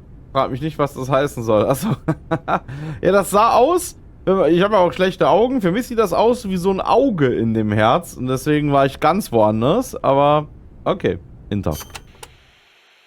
The US has military forces stationed in Japan, right? Right. Even though the Allied occupation ended, American forces are still stationed there under the US-Japan Security Treaty. Unlike Costa Rica. Part of it stems from the occupation. But Japan also occupies a key strategic position from America's perspective. It's next door to the Soviet Union, and close to China and North Korea as well. It's integral to the security of Pacific Asia. For America, Japan represents a barrier against communism. What about for Japan? As you might expect, there's deep-rooted opposition to the alliance. In 1960 and 1970, when the treaty was up for revision, there were mass protest movements against it, especially in Okinawa. The U.S. only gave it back to Japan 2 years ago, and American bases are still concentrated there. It's a heavy burden for the Okinawans to bear. Then why don't they scrap the treaty? Lots of reasons. There's the imbalance of power with the U.S., of course, and if Japan pulled out, they'd be losing the nuclear umbrella America provides. And as for whether the JSDF could defend the country after the Americans left, I really couldn't say. Costa Rica is in a similar situation. They depend on the Inter-American Treaty of Reciprocal Assistance, the so-called Rio Pact. So, the countries with peace constitutions end up having to rely on other countries' armies. Kind of ironic. On the flip side, not everybody in America is satisfied with it either. Some people argue Japan is freeloading off America's security guarantee. And you know how Japan's industrial exports are making inroads in the States. Yeah, I've got a Japanese camera myself. Best damn camera around. Japan's low defense spending allows it to invest more in economic recovery and expand its share of the American market. That's a bitter pill for Americans to swallow. Ich kann auch wirklich empfehlen, also Instagram ist ja meine Hass-App, wie ihr wisst. Ich habe aber Hideo Kojima dort abonniert oder gefolgt oder wie auch immer das da heißt. Und der haut da öfters lustige Sachen raus. Also wenn man die Kack-App aus welchen Gründen noch immer hat, dem Hideo Kojima kann man ruhig mal folgen. Da bin ich wieder. Ah, willkommen zurück, Gertrude. Ich hoffe, ja, da hast du deinen Sohn schon ins Bett geschickt. Willkommen zurück. Von Opera zu Brave gewechselt. Also zu Opera kann ich nichts sagen, aber Brave ist sowieso sinnvoll, ne? Habe ich ja schon mal gesagt. Also für Brave habe ich, glaube ich, sogar schon mal auf dem Discord in Sicherheit Werbung gemacht. Holt euch den Brave-Browser. Da weiß man ein Stück weit zumindest, dass es nicht ganz verkehrt ist. Und davon abgesehen, das Bild ist seitdem viel schärfer. Okay. Naja gut, ich meine, das ist eigentlich eine Einstellungssache, ne? Du kannst hier halt auch Full HD mittlerweile ja einstellen. Da muss das Bild eigentlich scharf sein. Aber kein 30 Sekunden Abstand mehr. Das ist natürlich eine gute Sache. Gertrud B. aus Gelsenkirchen. Ah, vielen Dank dafür. Und wie geht's Haus und Hof? You know that today, Japan is under the American nuclear umbrella. Right. The U.S. vowed to retaliate against any country that launches a nuclear strike against an allied country. That promise deters nuclear attacks against America's allies, hence the term nuclear umbrella. But suppose the Russians nuke Tokyo. Would America really nuke Moscow in return? If they did, the Soviet Union would undoubtedly retaliate. Would Washington really be willing to risk having a bomb dropped on itself in order to avenge Japan? I'm not so sure. Don't tell me you're still worried about Japan. After all these years? It's not that. I just... To be honest, I'm not convinced either. But Moscow faces the same dilemma. Maybe Washington wouldn't retaliate on Japan's behalf. Then again, maybe it would. So you're saying Moscow wouldn't want to risk being attacked either? The whole concept of nuclear deterrence is entirely hypothetical to begin with. Das stimmt. When you get down to it, das Abschreckungstheorie, naja. Ah, ja dann schönen Gruß. Ich hoffe, es ist wenigstens Bourbon-Vanille. Komm, einen machen noch. Ich bin jetzt gerade so drin im Thema. Japan shall not possess, manufacture, or allow the introduction of nuclear weapons into Japan. Those are the 3 non-nuclear principles set forth by the Japanese government. Allow the introduction? That's funny. Some of the U.S. warships that visit Japanese ports are armed with nukes. Or are you going to tell me they transfer them at sea onto other ships every time they visit? You raise a good point, Snake. But the Japanese government doesn't recognize it as such. The introduction of nuclear weapons into Japanese territory would need to be agreed upon in advance. America hasn't made any such agreements. Therefore, they aren't bringing nukes into Japan. That's the official excuse. Doesn't sound like much of an excuse to me. I don't blame you. Keep in mind, though, Japan suffered actual nuclear attacks. Anti-nuke sentiment there runs deeper than you think. I suppose the government's not really in a position to admit that sort of thing. So, stopp. Jetzt machen wir erstmal weiter. Ich habe ja gesagt, immer 3. Vielleicht waren es jetzt 4, aber es war ja so ein großes Thema, was zusammenhing. Das ganze nukleare Abschreckungsthema finde ich auch ziemlich interessant eigentlich.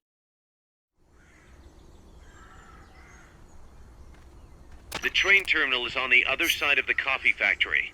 Head for the factory first.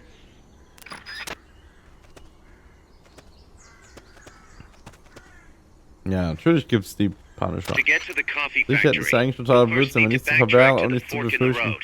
Wer es nicht so sieht, ist ein Spurbler. Sollte sich selbst mal fragen, wie verfassungstreu Enz ist. Ja, wie MM sagt, ganz klare Sache.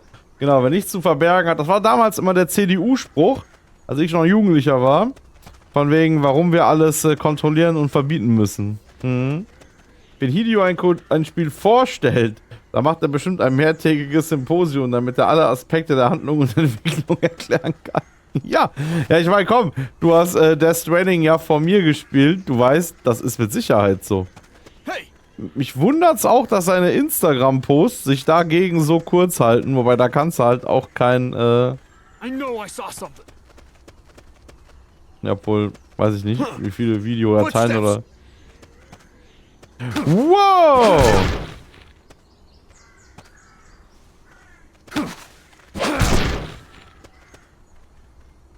So. Ich werde jetzt die Footsteps gehören. Nee. Dann eher ein langsam Bruder, Punisher. Oh Gott.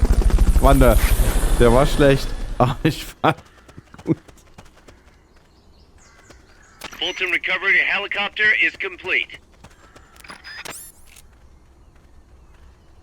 Ja, und wie sie uns das aber verkauft haben, ne? Früher war das ja dann immer der Kampf gegen, ihr wisst schon was. Jetzt ist es ja dann, danach ist es dann der Kampf gegen Terrorismus geworden. Ein Blödsinn. Komisch. Beides ist nicht weniger geworden durch die totale Überwachung. Wer hätte das vorausahnen können? So, den nehmen wir auch noch mit. Jetzt muss ich mal auf die Karte schauen. Wo ich überhaupt hin muss. Da.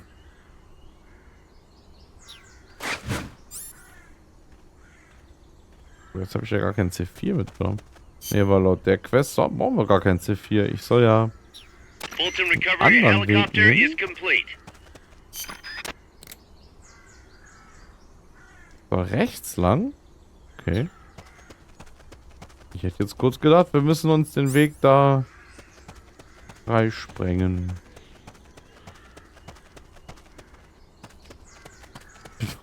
Wir brauchen die Überwachung einfach für die Überwachung.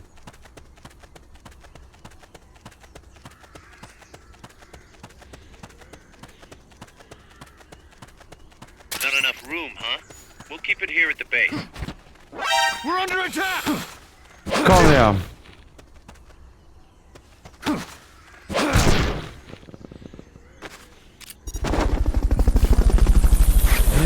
Ekelhaft, Chatroll. Ja, schön. Ich habe keinen C4 dabei. Wenn ich das jetzt nicht zufällig gerade... Ne, wir müssen die Mission abbrechen, ne? Das klappt jetzt so nicht. Oder... Aber ich muss da oben ja laut dem Ding nicht lang. Könnte nach Süden. Okay. Vielleicht liege ich auch falsch und wir brauchen das C4 erst viel später. Wir gucken mal. Also, wir gehen jetzt zurück. Ja, das stimmt.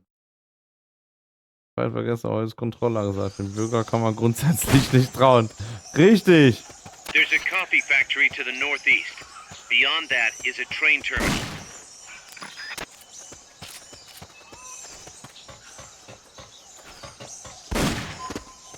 Bin ja schon weg. Wir müssen jetzt ja nicht nochmal hier durch. Nee, alles klar. C4 brauchte ich gar nicht. Das kommt später. Mod-Check? Was? Ja, hast du recht. Ich wollte gerade sagen, die ist über den grünen und den linken nicht die einzige. Ah, ist schon völlig verrückt. Diese Leute, die Überwachungsfanatiker. Nur das sind auch die Leute, die bestimmt als letztes wollen würden, dass man bei dem mal was kontrollieren.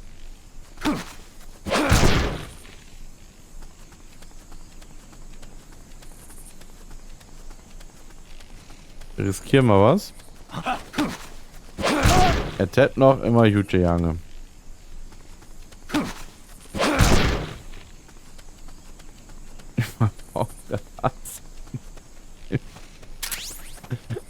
Ja. Der Hass, gegen den wir geimpft werden müssen, Den Spruch habe ich auch nicht gehört.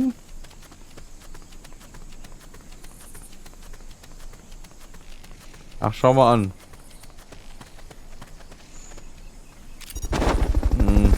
Kann ich jetzt gerade nicht mehr einordnen, wer das war.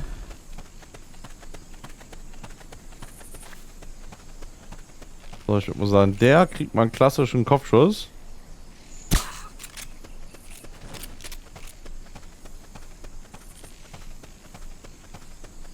Oh! Ach nee. Hier schickt gar keiner. So gut.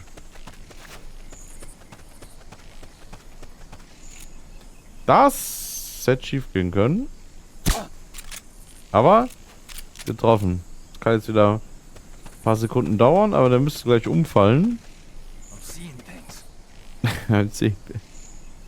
Er sieht Dinge.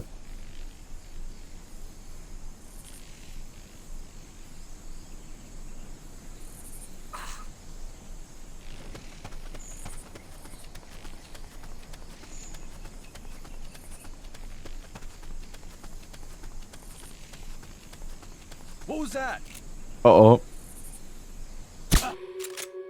Na komm schon. Fall oben. Das hätte schief gehen können, ist es aber nicht.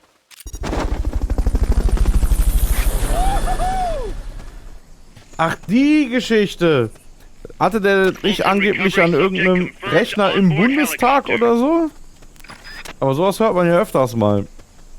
Ich bin da immer sehr verwundert bis sehr skeptisch. Bei jemand mit so viel krimineller Energie, ich kann mir da nie vorstellen, dass die Leute das mit irgendwelchen Firmenlaptops im Bundestag oder sonst wo machen. Und das ist natürlich auch eine Sache, ne? Mit dem kann man natürlich auch Leute, die zu viel über was auch immer wissen, schnell aus dem Verkehr ziehen. Gut, aber es mag natürlich auch Gestörte geben, die dumm sind und das wirklich so handhaben, ne? Ja, ja, aber ich erinnere mich jetzt wieder. Das war doch früher überall Thema. Ja. Ganz komischer, kranker Scheiß. Pass through the coffee factory to reach the train terminal.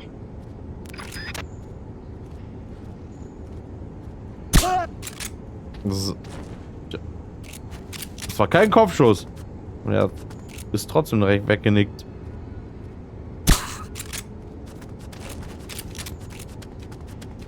So, da ist noch ein Zivilist zum Befreien.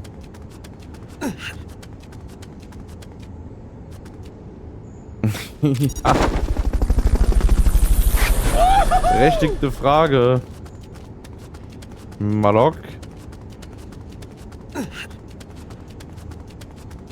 Noch einer, oh krass. Also hier haben wir jetzt aber gleich viele Freiwillige am Start. Ich traue mich gar nicht, einen Soldaten zu entführen. Man weiß ja nicht, ob da noch mehr kommen. Wobei wir müssten jetzt echt gleich mal am Ziel sein.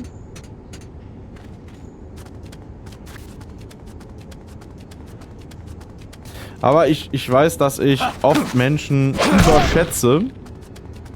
Und ich mir immer denke, die Leute müssen sich doch mal irgendwelche, was auch immer, Gedanken machen. Die meisten Leute tun das aber nicht. Also mir ist schon bewusst, insbesondere bei schlechten Menschen, dass ich die öfters mal überschätze.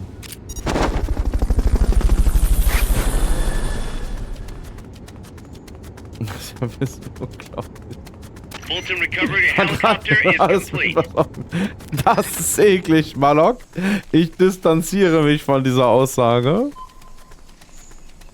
So, einen könnte ich sogar noch entführen. Aber ich sehe keinen Zivilisten mehr, der gerettet werden muss. Und ich befürchte, ich weiß nicht, sind wir jetzt... Na, jetzt kommt der letzte Raum heißt meistens, jetzt ist man am Ziel, oder? Gucken wir mal.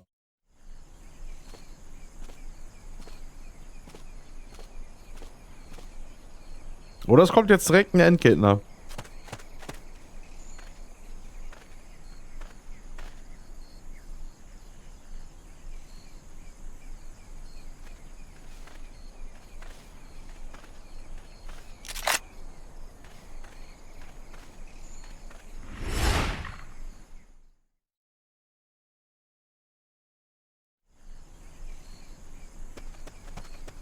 Krass. Ja, einen von denen kann ich ja sogar noch. Looks like we're just in time.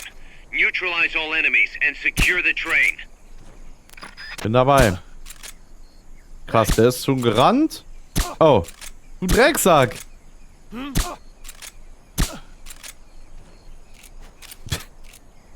Nein, du wächst dir jetzt nicht auf. Doch, tut er. Alter. Das hat geklappt. Jetzt liegen alle auf dem Boden. Einen nehme ich mal mit. Ja, das ist jetzt purer Zufall, welcher der richtige ist. Den Rest kann ich nicht retten. Da müssen wir wahrscheinlich hin.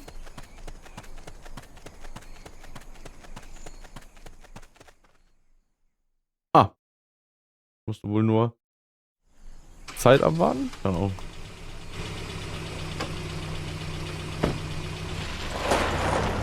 Da sind die Nukes. Check out the cargo.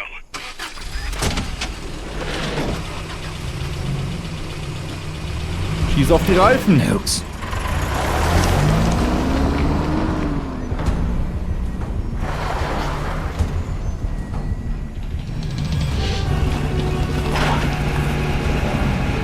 Das ist ein richtiger Panzer.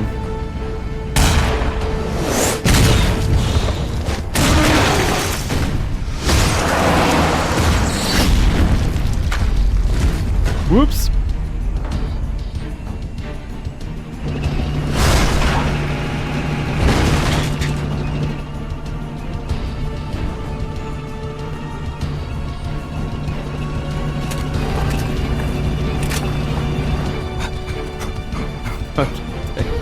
Ja, das ist jetzt ein Crossover mit World of Tanks.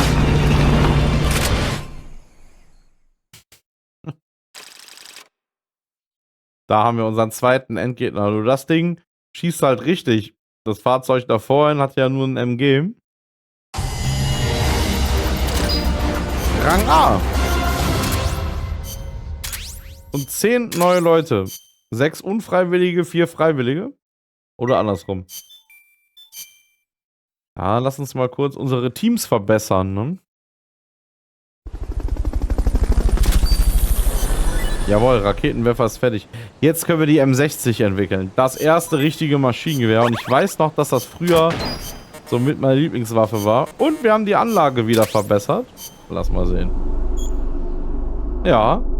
Sie wächst und wächst und wächst. Sehr schön.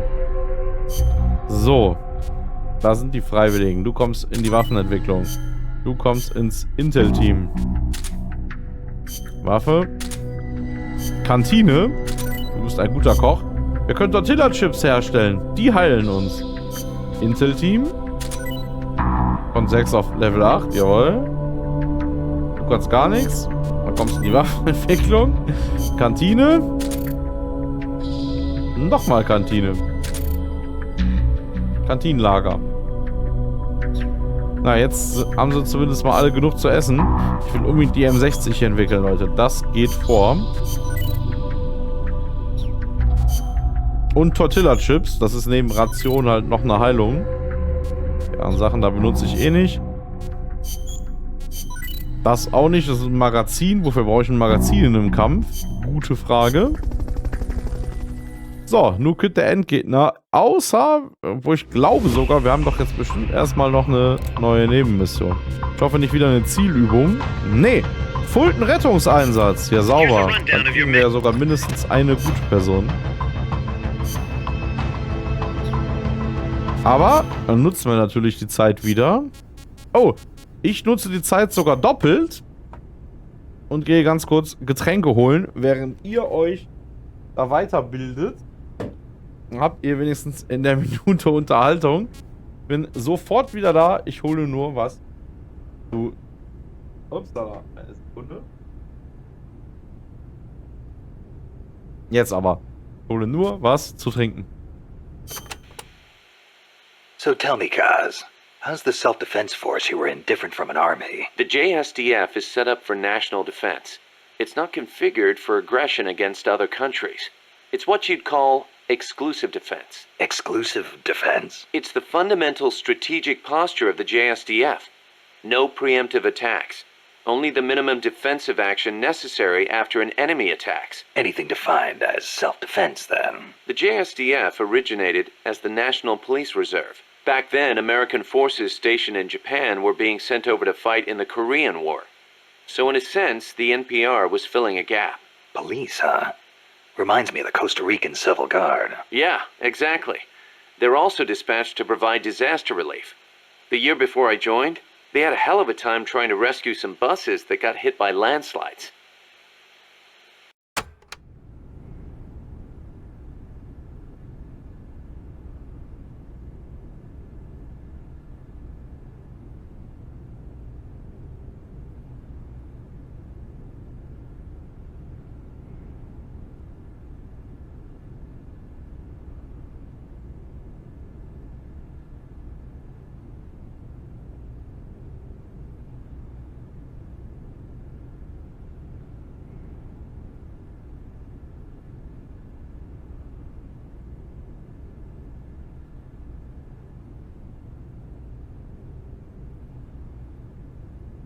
So. Schon wieder da. Jetzt wird das nächste Tetrapack angedocken. Was? Als Booster, wenn Tortilla-Chips schon das Bessere ist, will ich gar nicht wissen, was davor war. Ja, die typischen Rationen halt, ne? Ist die normale Heilung. Und in Snake Eater brauchten wir das ja auch wegen diesem Nahrungssystem. Eins in den Chat, bei der grünen Jugend Hausverbot hat. Was zur Hölle?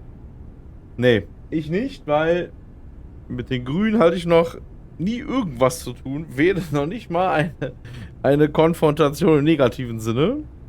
Mehr so gar nichts. So. Oh, dann können wir ja direkt mal hier, während ich mich noch um die Getränke kümmere. So why'd you quit the JSDF? Because I didn't have a reason to be in Japan anymore. A reason? My mom had died 3 years earlier, so I didn't have to care for her anymore. With her gone, there was no point hanging around in Japan. Yeah, but a man with your talents could have risen pretty high in the ranks, I imagine. I don't know what they made of me. Could be it actually alienated me from the brass. And personally, I could never get used to the idea of exclusive defense. Meaning? On a strategic level, I can see how a country could go with the exclusive defense model used by the JSDF. And I've got nothing against my fellow soldiers who believe in it. On a tactical level, though, it just rubbed me the wrong way. To put it simply, I was itching for a real fight. I figured. And I felt as long as I was in the JSDF, I'd never be able to stand shoulder to shoulder with my father, who was in the US Army. Seeing Yukio Mishima's suicide didn't help either. Yukio Mishima. The guy who wrote the Temple of the Golden Pavilion. Snake weiß immer alles, ne? Jeden Namen, er kann alles einordnen. Not that I admired his vision or anything, but it did get me thinking, that's for sure.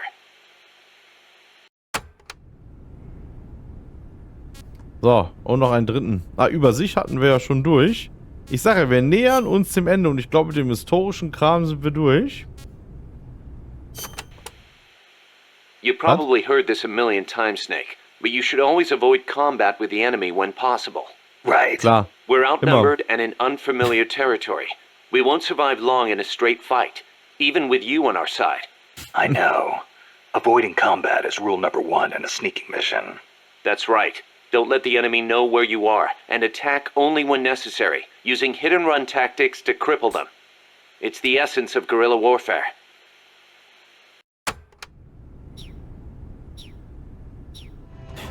So, da können wir ja loslegen. Das waren wieder unsere 3 oder 4 Dinger.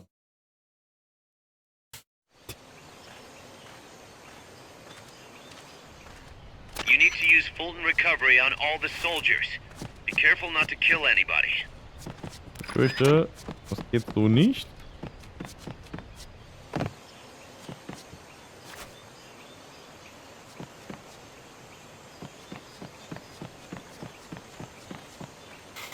Who's that?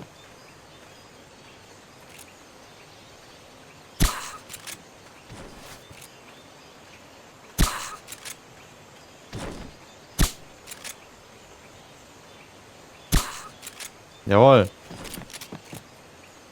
Sag mal, Kannst du doch schreiben. Ja gut, du hast ja gesagt, du schreibst am Tablet. Aber lange Sätze klappen doch. Nur kurze nicht.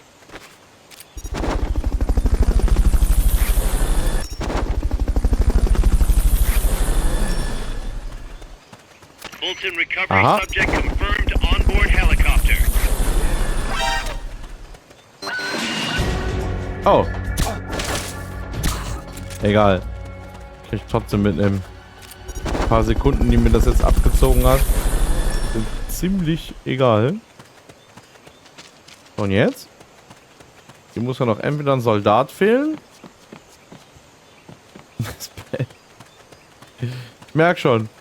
Das scheint anstrengend zu sein, mit so einem Pad zu schreiben. Waren Sie schon mal in Gelsenkirchen? Bestimmt. Wobei ich mich da in der Tat nicht dran erinnern kann. Aber es kann gut sein, dass ich da schon mal war. Aha. Dann erzähl uns mehr, wenn es da Details gibt. Ich mach dann eine Gegendemo. Ja, das checke ich jetzt gerade nicht. Hier ist doch der Weg zu Ende. Hier muss noch das erste Level, in dem wir die Soldaten, die mich finden sollen, nicht finden. Hm? Ach, ich Idiot. Da oben habe ich doch eben einen bewusstlos geschossen. Na egal. Wichtig ist nur das Ziel, nicht der Weg zum Ziel.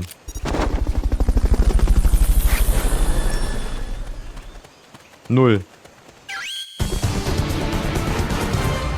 Geht doch. Great Job. Läuft.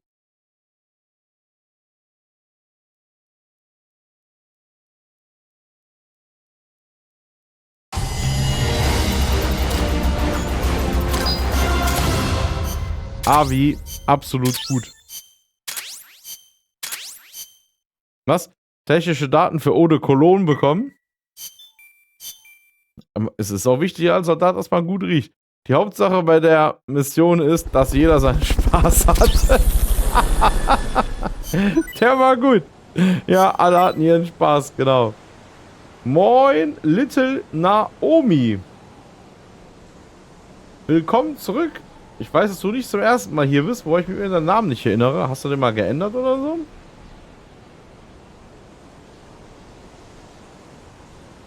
Ja klar, nee, du bist ja bei Metal Gear dazu gekommen. Vielleicht habe ich das auch nur, also den Namen vergessen.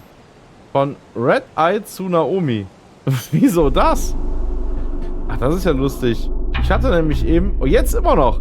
Es steht jemand in der Zuschauerliste, der immer noch unter Red Eyed. Aber da muss irgendein technisches Problem bestehen, weil ich kann alle Namen anklicken, nur den nicht. Ja, ich stalke immer ein bisschen die Zuschauerliste wegen den ganzen Bots, weil ich mittlerweile alle Bots rausstreiche, die hier keine Menschen halt sind. Deswegen war mir das eben aufgefallen. Hat seine Gründe. Okay. Ja, willkommen zurück, Naomi.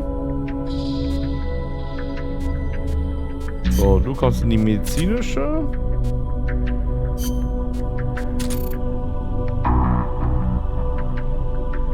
Ah, okay. Alles klar. Wie praktisch, dass man für diesen Teil des Fulton-Systems erfunden hat. Dadurch ist es nicht erforderlich, bedauerliche Stromausfälle zu inszenieren. Das stimmt, im Gegenteil. Wir wollen alle wieder verwerten. So läuft das hier. Da hast recht, ich muss die Gegner nicht mehr bewusstlos in den Zaun stoßen. Herrlich.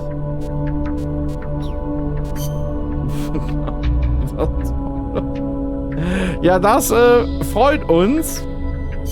Stell dem Klaus schöne Grüße. Die Gelegenheit dazu kommt noch.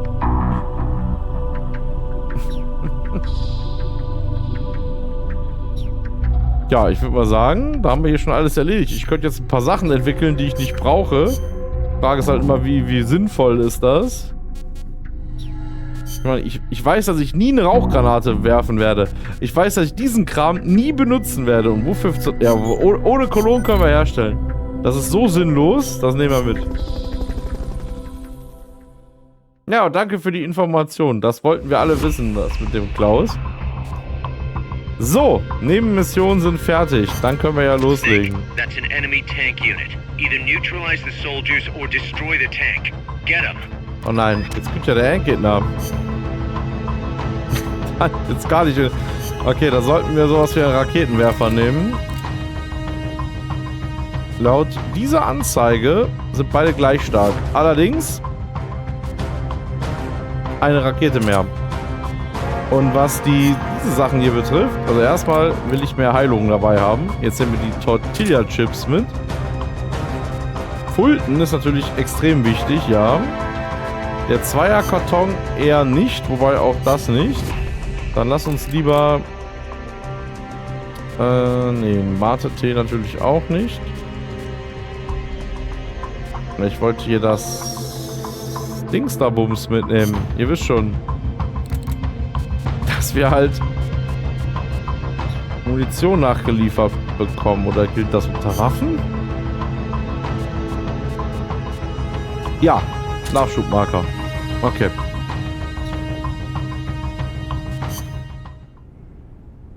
Hat man die Teile auf der Switch ausprobiert und das geht voll klar für 30 FPS. Nur für 2 und 3 gibt es leichtes Soundproblem und Ladezeiten sind zu lang, weil es, glaube ich, nicht so gut auf der SD-Karte läuft. Okay, ja gut, aber 30 FPS natürlich auch unschön mittlerweile, ne? Also ich meine, da geht mehr, oder?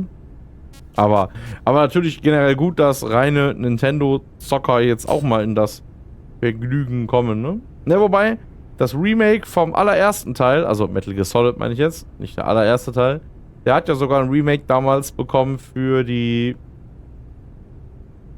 Was war denn das? GameCube, ne? Ach so, ja gut, ich spiele die Switch nicht über diesen, also wenn dann packe ich die direkt an den Fernseher. Also so mobile Konsolen zum Mitnehmen benutze ich nie. Ich habe die wenn dann nur wie die Switch jetzt halt, weil ich die halt auch an den Fernseher packen kann. Aber hauptsächlich jetzt eigentlich nur noch zum Capture-Karten für das hier. Für Stream. Twin Can I ask you a favor, Snake? If you ask nicely. To make MSF bigger, we need to do some recruiting. Yeah. What's your point? I want you to avoid killing enemy soldiers as much as possible and send them back using Fulton recovery. Not much we can do with a corpse except give it a funeral. Obviously. Put him to sleep, knock him out, hold him up even. And if you do have to fight, try to leave them near death instead of dead. And then use the Fulton recovery system. Sounds easy enough. You know what'd be really nice, though? If we had a way to Fulton recover anybody at any time.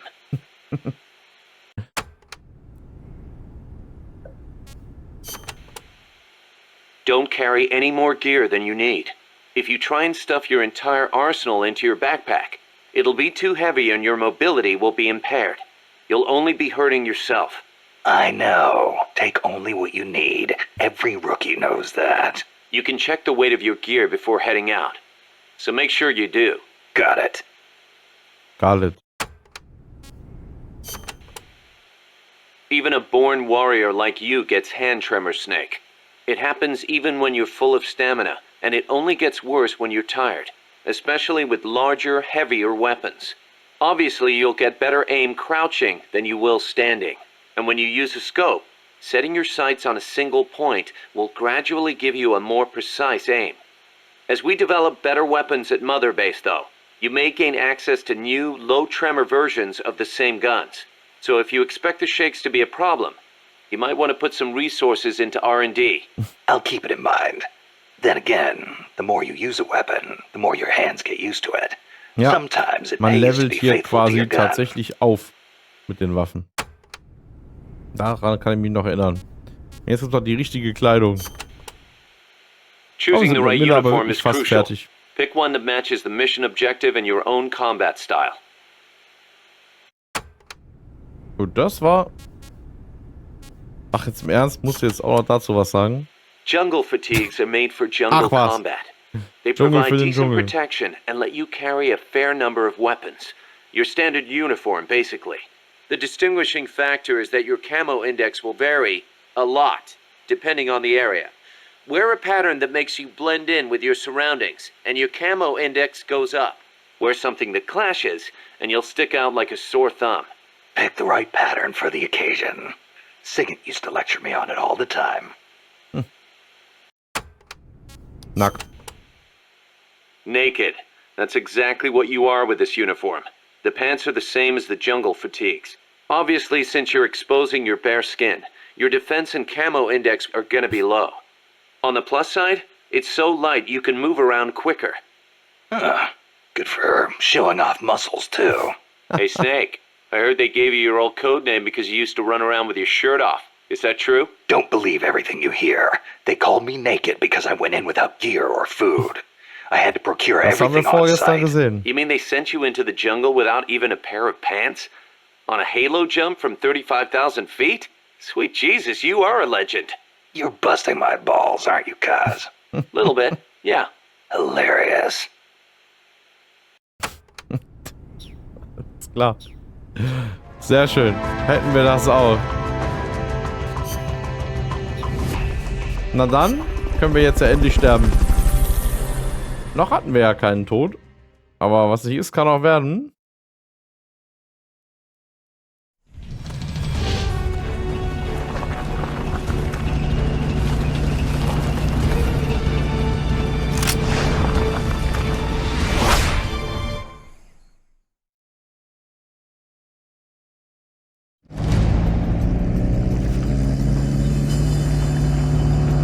Don't worry about the tank. Just focus on the troops. Okay. They're Auf trying jeden to Fall find you. habe ich den... Make sure they don't.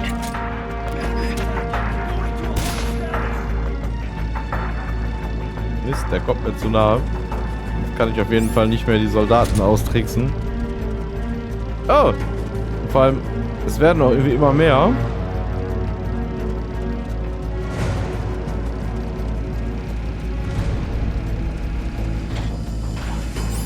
Obwohl, ich glaube, jetzt kann ich ja fast sogar noch einmal so schießen, dass die alle... Sehr schön.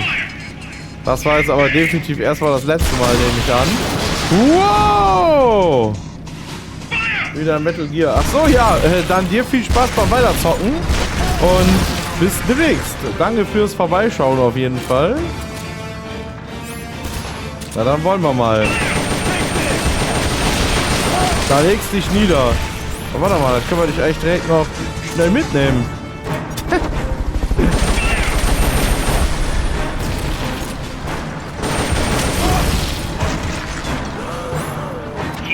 Das war knapp. Und wenn ich keine... Ne? Jetzt wäre ich gestorben. Ich bin jetzt halt nur nicht gestorben, weil ich ja jetzt wieder die Rationen ausgewählt hatte.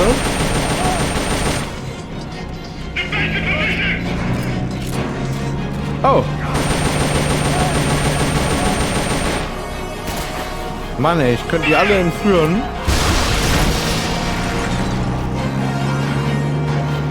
Wäre nur jetzt ziemlich dumm.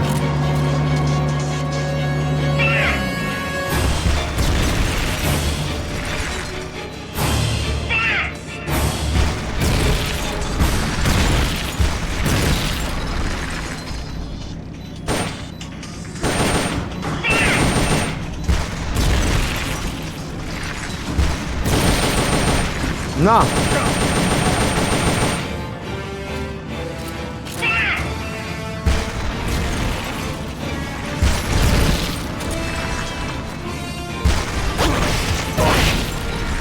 Jetzt haben wir uns beide getroffen.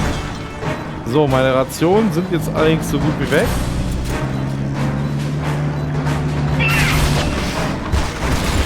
Okay. Jetzt haben wir auf jeden Fall beide nicht getroffen. Zeit für den Nachschubmarker. Die Germanen rekrutieren wieder. Du erinnerst dich also an mein Final Fantasy Online. Sehr schön.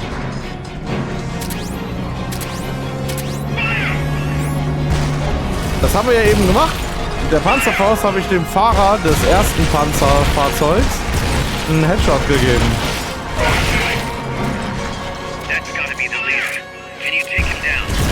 Oh, das könnten wir jetzt theoretisch schon wieder schaffen. Das gibt's nicht, Leute. Das gibt's nicht. Wieder geschafft. Läuft.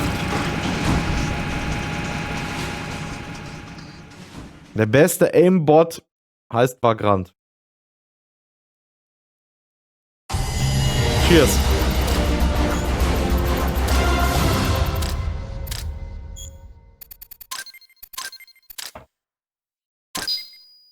B für besonders wertvoll. Mission complete. Ich finde, ich hätte mir ein besseres Ergebnis als B verdient. Aber weil ich die Leute halt nicht genau habe, wahrscheinlich. So it was nukes after all. What now? Their main base is up ahead. I better hurry after them then. Ja, ich wollte gerade sagen, jetzt aber hurtig. Get moving, it'll be too late. All right. I guess you never did let dangerous assignments or risk. Aber das heißt auch, wir haben jetzt schon 2 Panzer, How do sogar I einen get richtigen. inside the mountain? I can forget about the tunnel. Yeah, the tank took care of that. Any other routes? Why don't I let a local expert take over?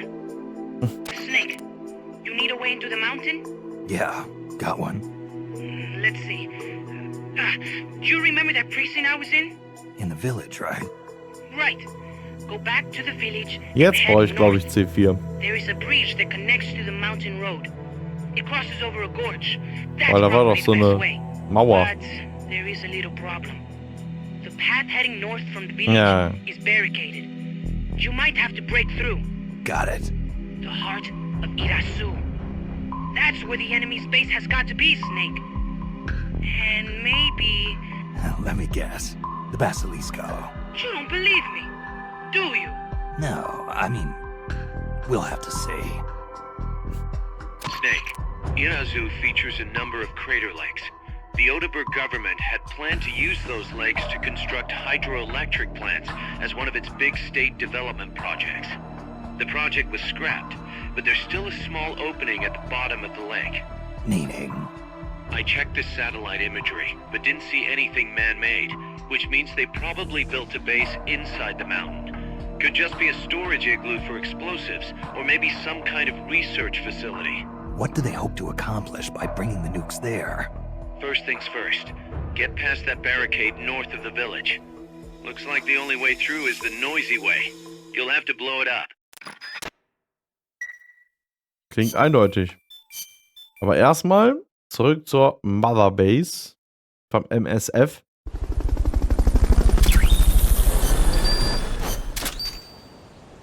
Oh! Das M60 ist fertig. Und ich kann schon wieder ein Scharfschützengewehr und scharfes Curry entwickeln. Ich glaube, scharfes Curry ist das dritte von den 3 Objekten zum Heilen. Wenn ich mich da jetzt nicht komplett irre. Oh, und die haben gute Punkte für das hier gebracht. Ja, komm. Scharfschützengewehr können wir ruhig mal entwickeln. Den Curry auch. Der Rest ist mir nicht wichtig. So, hier habe ich die 2 verteilt. Ja gut, dann geht's ja schon wieder weiter. Wir kommen gut voran, wenn ihr mich fragt. Also, wenn ihr mich nicht fragt, auch. Haben wir denn... Oh nein, es gibt eine neue Zielübung. Den Nachschubmarker werde ich dann nicht brauchen. Und auch kein Raketenwerfer. Tortilla-Chips kann ich jetzt auch schon Curry... Ne, ich glaube, das ist noch nicht entwickelt. Ne. C4 kann ich aber schon mal einpacken für gleich. Und wie wäre es, einmal in die Briefing-Dateien zu gehen? Wir sehen, wir sind hier mehr oder weniger gleich fertig. Cooperative Operations. Okay, das ist jetzt wirklich, das ist ja einfach nur für Spiel. Wir können nicht Koop spielen. In co-ops, you can trade. Das macht jetzt gar keinen Sinn, dass wir uns das anhören. Another thing. During a mission, you can assume what we'll call the snake. Das ist auch wieder dafür. Ja, man kann sich auch wiederbeleben mit seinen Kameraden. Nur wenn man halt keine hat, bringt mir das auch nichts. Ja, okay, also das geht ja... Ach ja, genau, es gibt auch den Kameradschaftswert, aber ohne Multiplayer gibt es den auch nicht. Snake Sync. Ah, ja, okay, das ist auch noch... Ja, ja gut, das ging jetzt wirklich schnell. Heroismus hat aber nichts damit zu tun, obwohl das auch unter Koop steht. Aber das kriegen wir auch so. If camaraderie represents how much your teammates trust you, then heroism shows how high your reputation is. Heroism? That's right, heroism.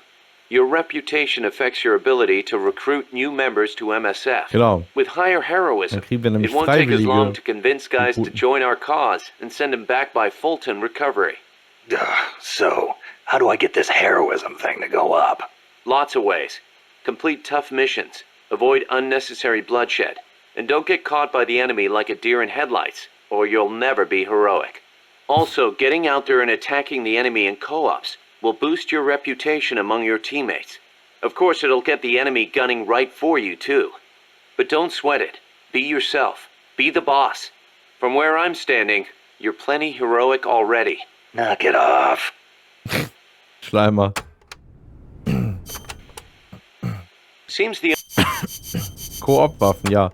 Die können wir uns aussparen. Oh Mann. In Co-op. Aber danke. Schlachtrufe und der Kotodama-Effekt. Was zur Hölle? Snake, you familiar with the Japanese word kotodama? Kotodama. Unfortunately, there's no direct equivalent in English. But to keep it simple, let's call it a sort of battle cry. Battle cry, huh? Right. But kotodama is actually a deep Japanese concept. Koto means word, and dama means spirit. It signifies that words have power that affect our reality. Are you feeling okay? I guess I made it sound kind of like mumbo-jumbo, huh? Seriously, though, haven't you ever felt energized when a teammate cheered you on? Or the other way around? Ever had your legs cut out from under you by a thoughtless remark? Yeah, I know the feeling. Words can have a powerful mental effect on people. Same goes for co-op's comms.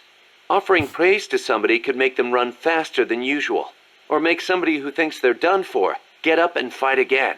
See what I'm saying? I get the picture. So it works in reverse, too. The powers of words are many and varied. Try using them for yourself.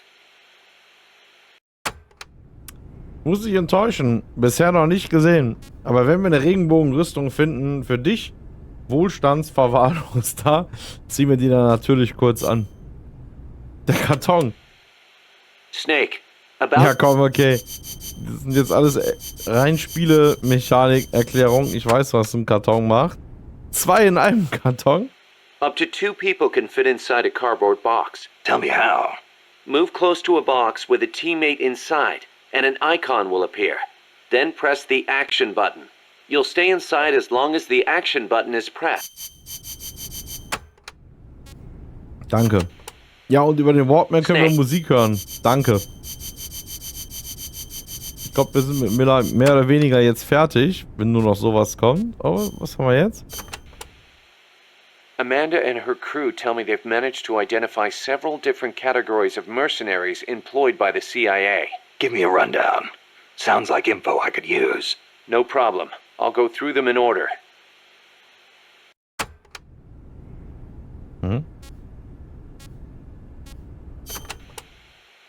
The type of enemy you'll be seeing most is the type that patrols and guards a specific operational area. For the sake of convenience, Amanda's crew calls the outdoor ones patrolmen and the indoor ones guards. They might look like they're just out for a stroll, but don't be fooled. They're sharper than they look. All of their senses are finely honed. Normally, they'll patrol along fixed routes, but when the alert level is raised, they'll assume a more efficient alert posture and focus on defending specific points. That's bad for you. Obviously, they can hold their own in combat, and with body armor, it'll be even harder to take them down. Body armor if they're wearing a bulletproof helmet, you can forget about one-shot kills. Just a heads up. You'll need to be smart about using camo and pick your routes. The most important thing is to avoid detection.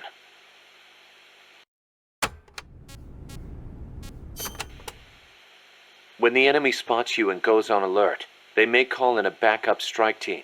These assault teams are heavily armed, well-trained, and highly dangerous. Amanda's crew calls them commandos. Unlike the patrolmen, these guys will actively, relentlessly track and hunt you down like hounds. Hounds to hunt a former foxhound. Maskuline Toxins. Bring it on.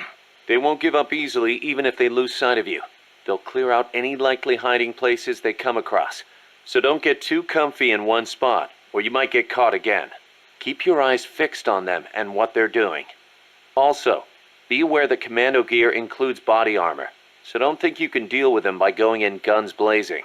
All I've got to do is find an exposed weak point, and... Exactly. Stoßtruppen? There's one type of commando you really need to watch out for, and that's the kind toting shotguns. They can take a few hits and still keep charging you. And believe me, you don't want them closing in between those shotgun blasts. When they start charging, you need to stop them immediately. Use something with serious stopping power. Alles klar. So viel habe ich noch nie gesehen, aber gut. There are areas out there where enemy soldiers are deployed in multiple layers for extra coverage. More than a few of those will be attacking you from... Okay, komm. Ich kürze das jetzt auch mal ab. Begleitsoldaten. Was labert der? Für mich sehen die mehr oder weniger alle gleich... Achso, ja, okay. Okay, gut. Das sind die Endgegner-Soldaten. Den kann ich halt nicht ganz so leicht in den Kopf schießen. Und jetzt gibt es noch ein Soldatenlevel. We know there are variations in the kinds of... Ah, komm.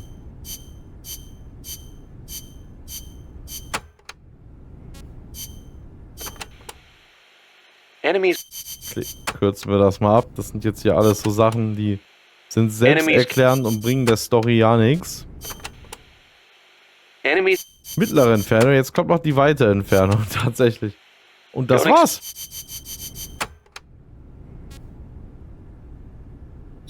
Wir sind mit Miller fertig. Alles klar. Ja gut, ich meine hier ab hier eigentlich war es ja keine Story mehr, ne? Gut. Schön, dass wir das auch haben.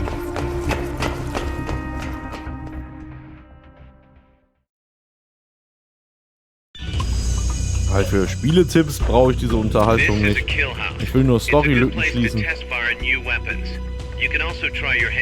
Ach, jetzt hätte ich doch unser Maschinengewehr mitnehmen können, die M60. Das machen wir dann.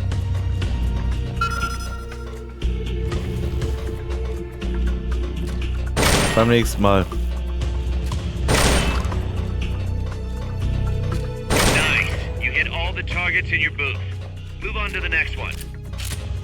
War jetzt auch zugegeben nicht so schwierig. Oh, hier sind aber noch einige. Aber anscheinend müssen wir erstmal weiter.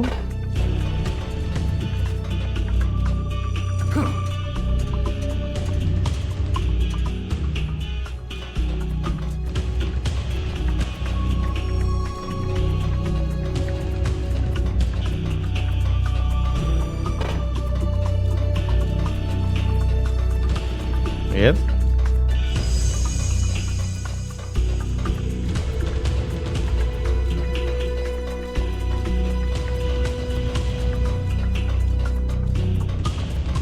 Bin ich gefühlt hier einmal durchgerannt.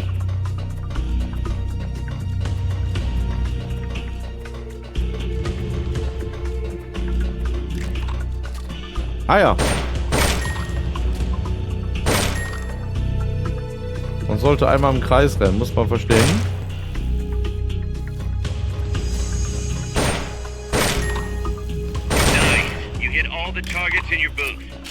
Gar nicht.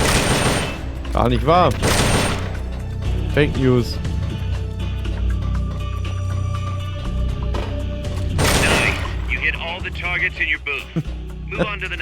Endgegner.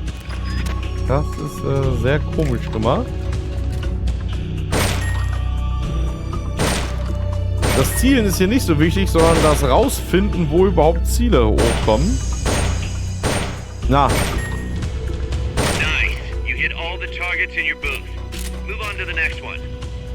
Wir sind ein wahrer Krieger. So, ich wollte gerade sagen, jetzt auch noch dieser Bereich hier.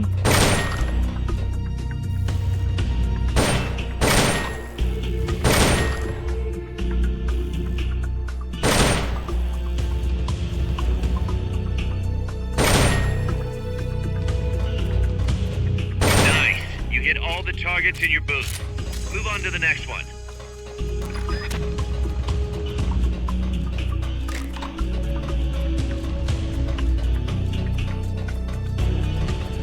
Nice. You hit all the targets in your booth. Move on to the next one. Okay. Jetzt noch.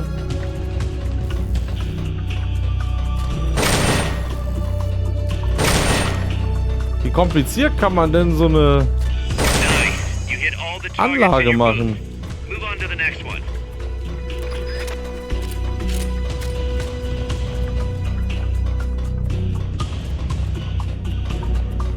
Aber das geht hier eh nicht auf Zeit. Ich würde mal eher sagen, wir gehen jetzt mal wieder, oder?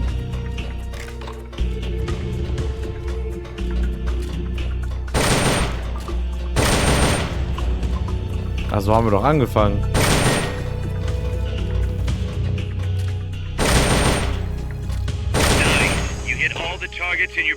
So, ja, ich glaube, das ist so ein Endlos-Ding. Wie die erste Zielübung.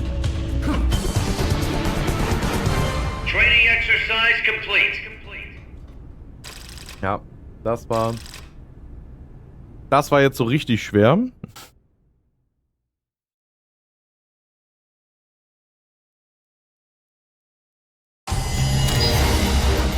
Da gibt es auch keinen Rang. Da machen wir direkt mal weiter.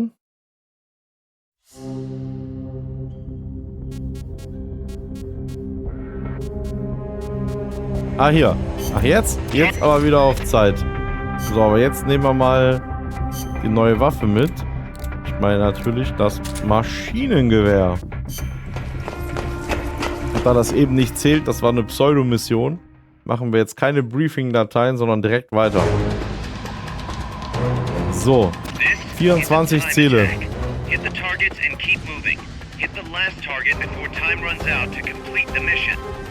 viel Zeit habe ich denn? Bin ich blind? Ich sehe da keine Zeit. Oh, jetzt schon.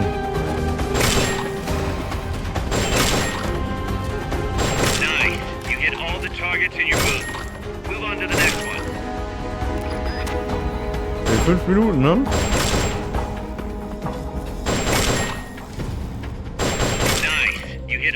So, noch 16 Ziele. Oh. 14 Ziele.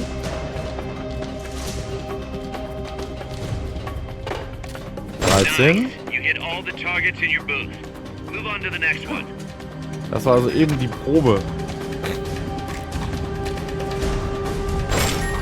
Aber jetzt ist es auch weniger verbuggt. Also jetzt kommen ja auch direkt mal die Ziele.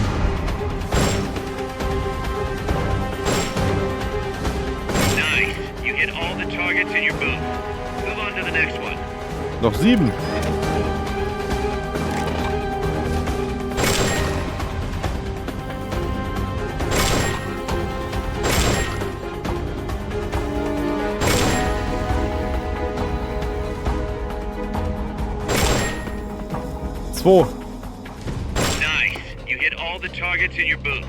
Ja gut, der letzte ist doch jetzt hier. Läuft.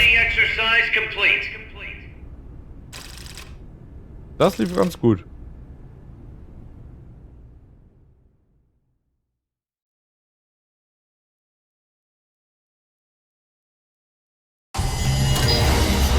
C wie Chat-Troll. So, was hat sich in der Motherbase getan?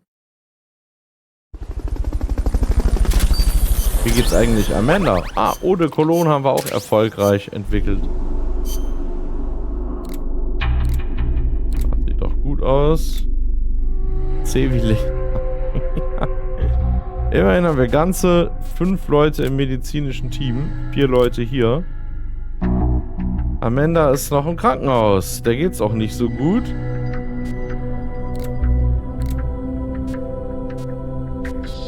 Nee. Ja, wir brauchen mehr Leute für die medizinische Abteilung. Wie, warum das denn? Was ist denn da los mit dir? Warum gehst du dann immer so früh pennen?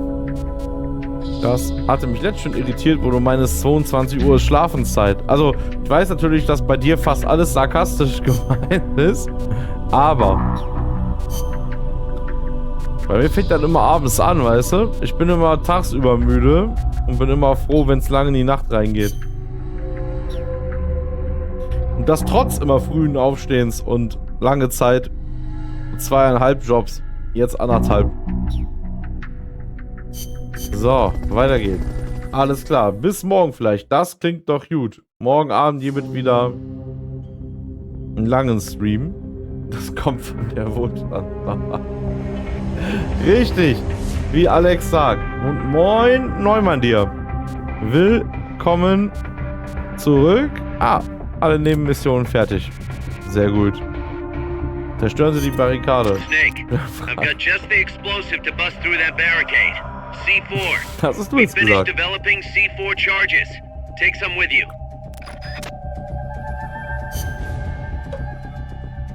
Aber weiß, was du so immer machst. Vielleicht brauchst du ja auch deinen Schlaf. Das kann ich jetzt von hier aus nicht beurteilen. Übrigens, wir sind mit Miller fertig. Zeit mal mit... Wir machen bei Amanda weiter. Since it was founded, my country has not once been able to choose its own path. First Spain, then America. Over 100 years of this. I know. In the 19th century, an American mercenary named William Walker seized power in Nicaragua. I'd heard he exploited rivalries between the political parties. Even after we expelled him, the Americans sent in their Marines under the pretext of quelling political unrest. And the real reason? To intimidate the government and thwart the construction of the Nicaragua Canal.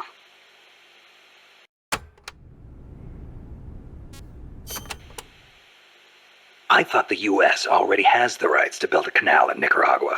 They never intended to build a canal there. They'd already started digging in Panama. A canal in Nicaragua would break up the Panama Canal's monopoly. Reason enough for America to stick its nose into our affairs. They snagged the rights so nobody else could build there. It was General Sandino who finally stood up to los Yankees.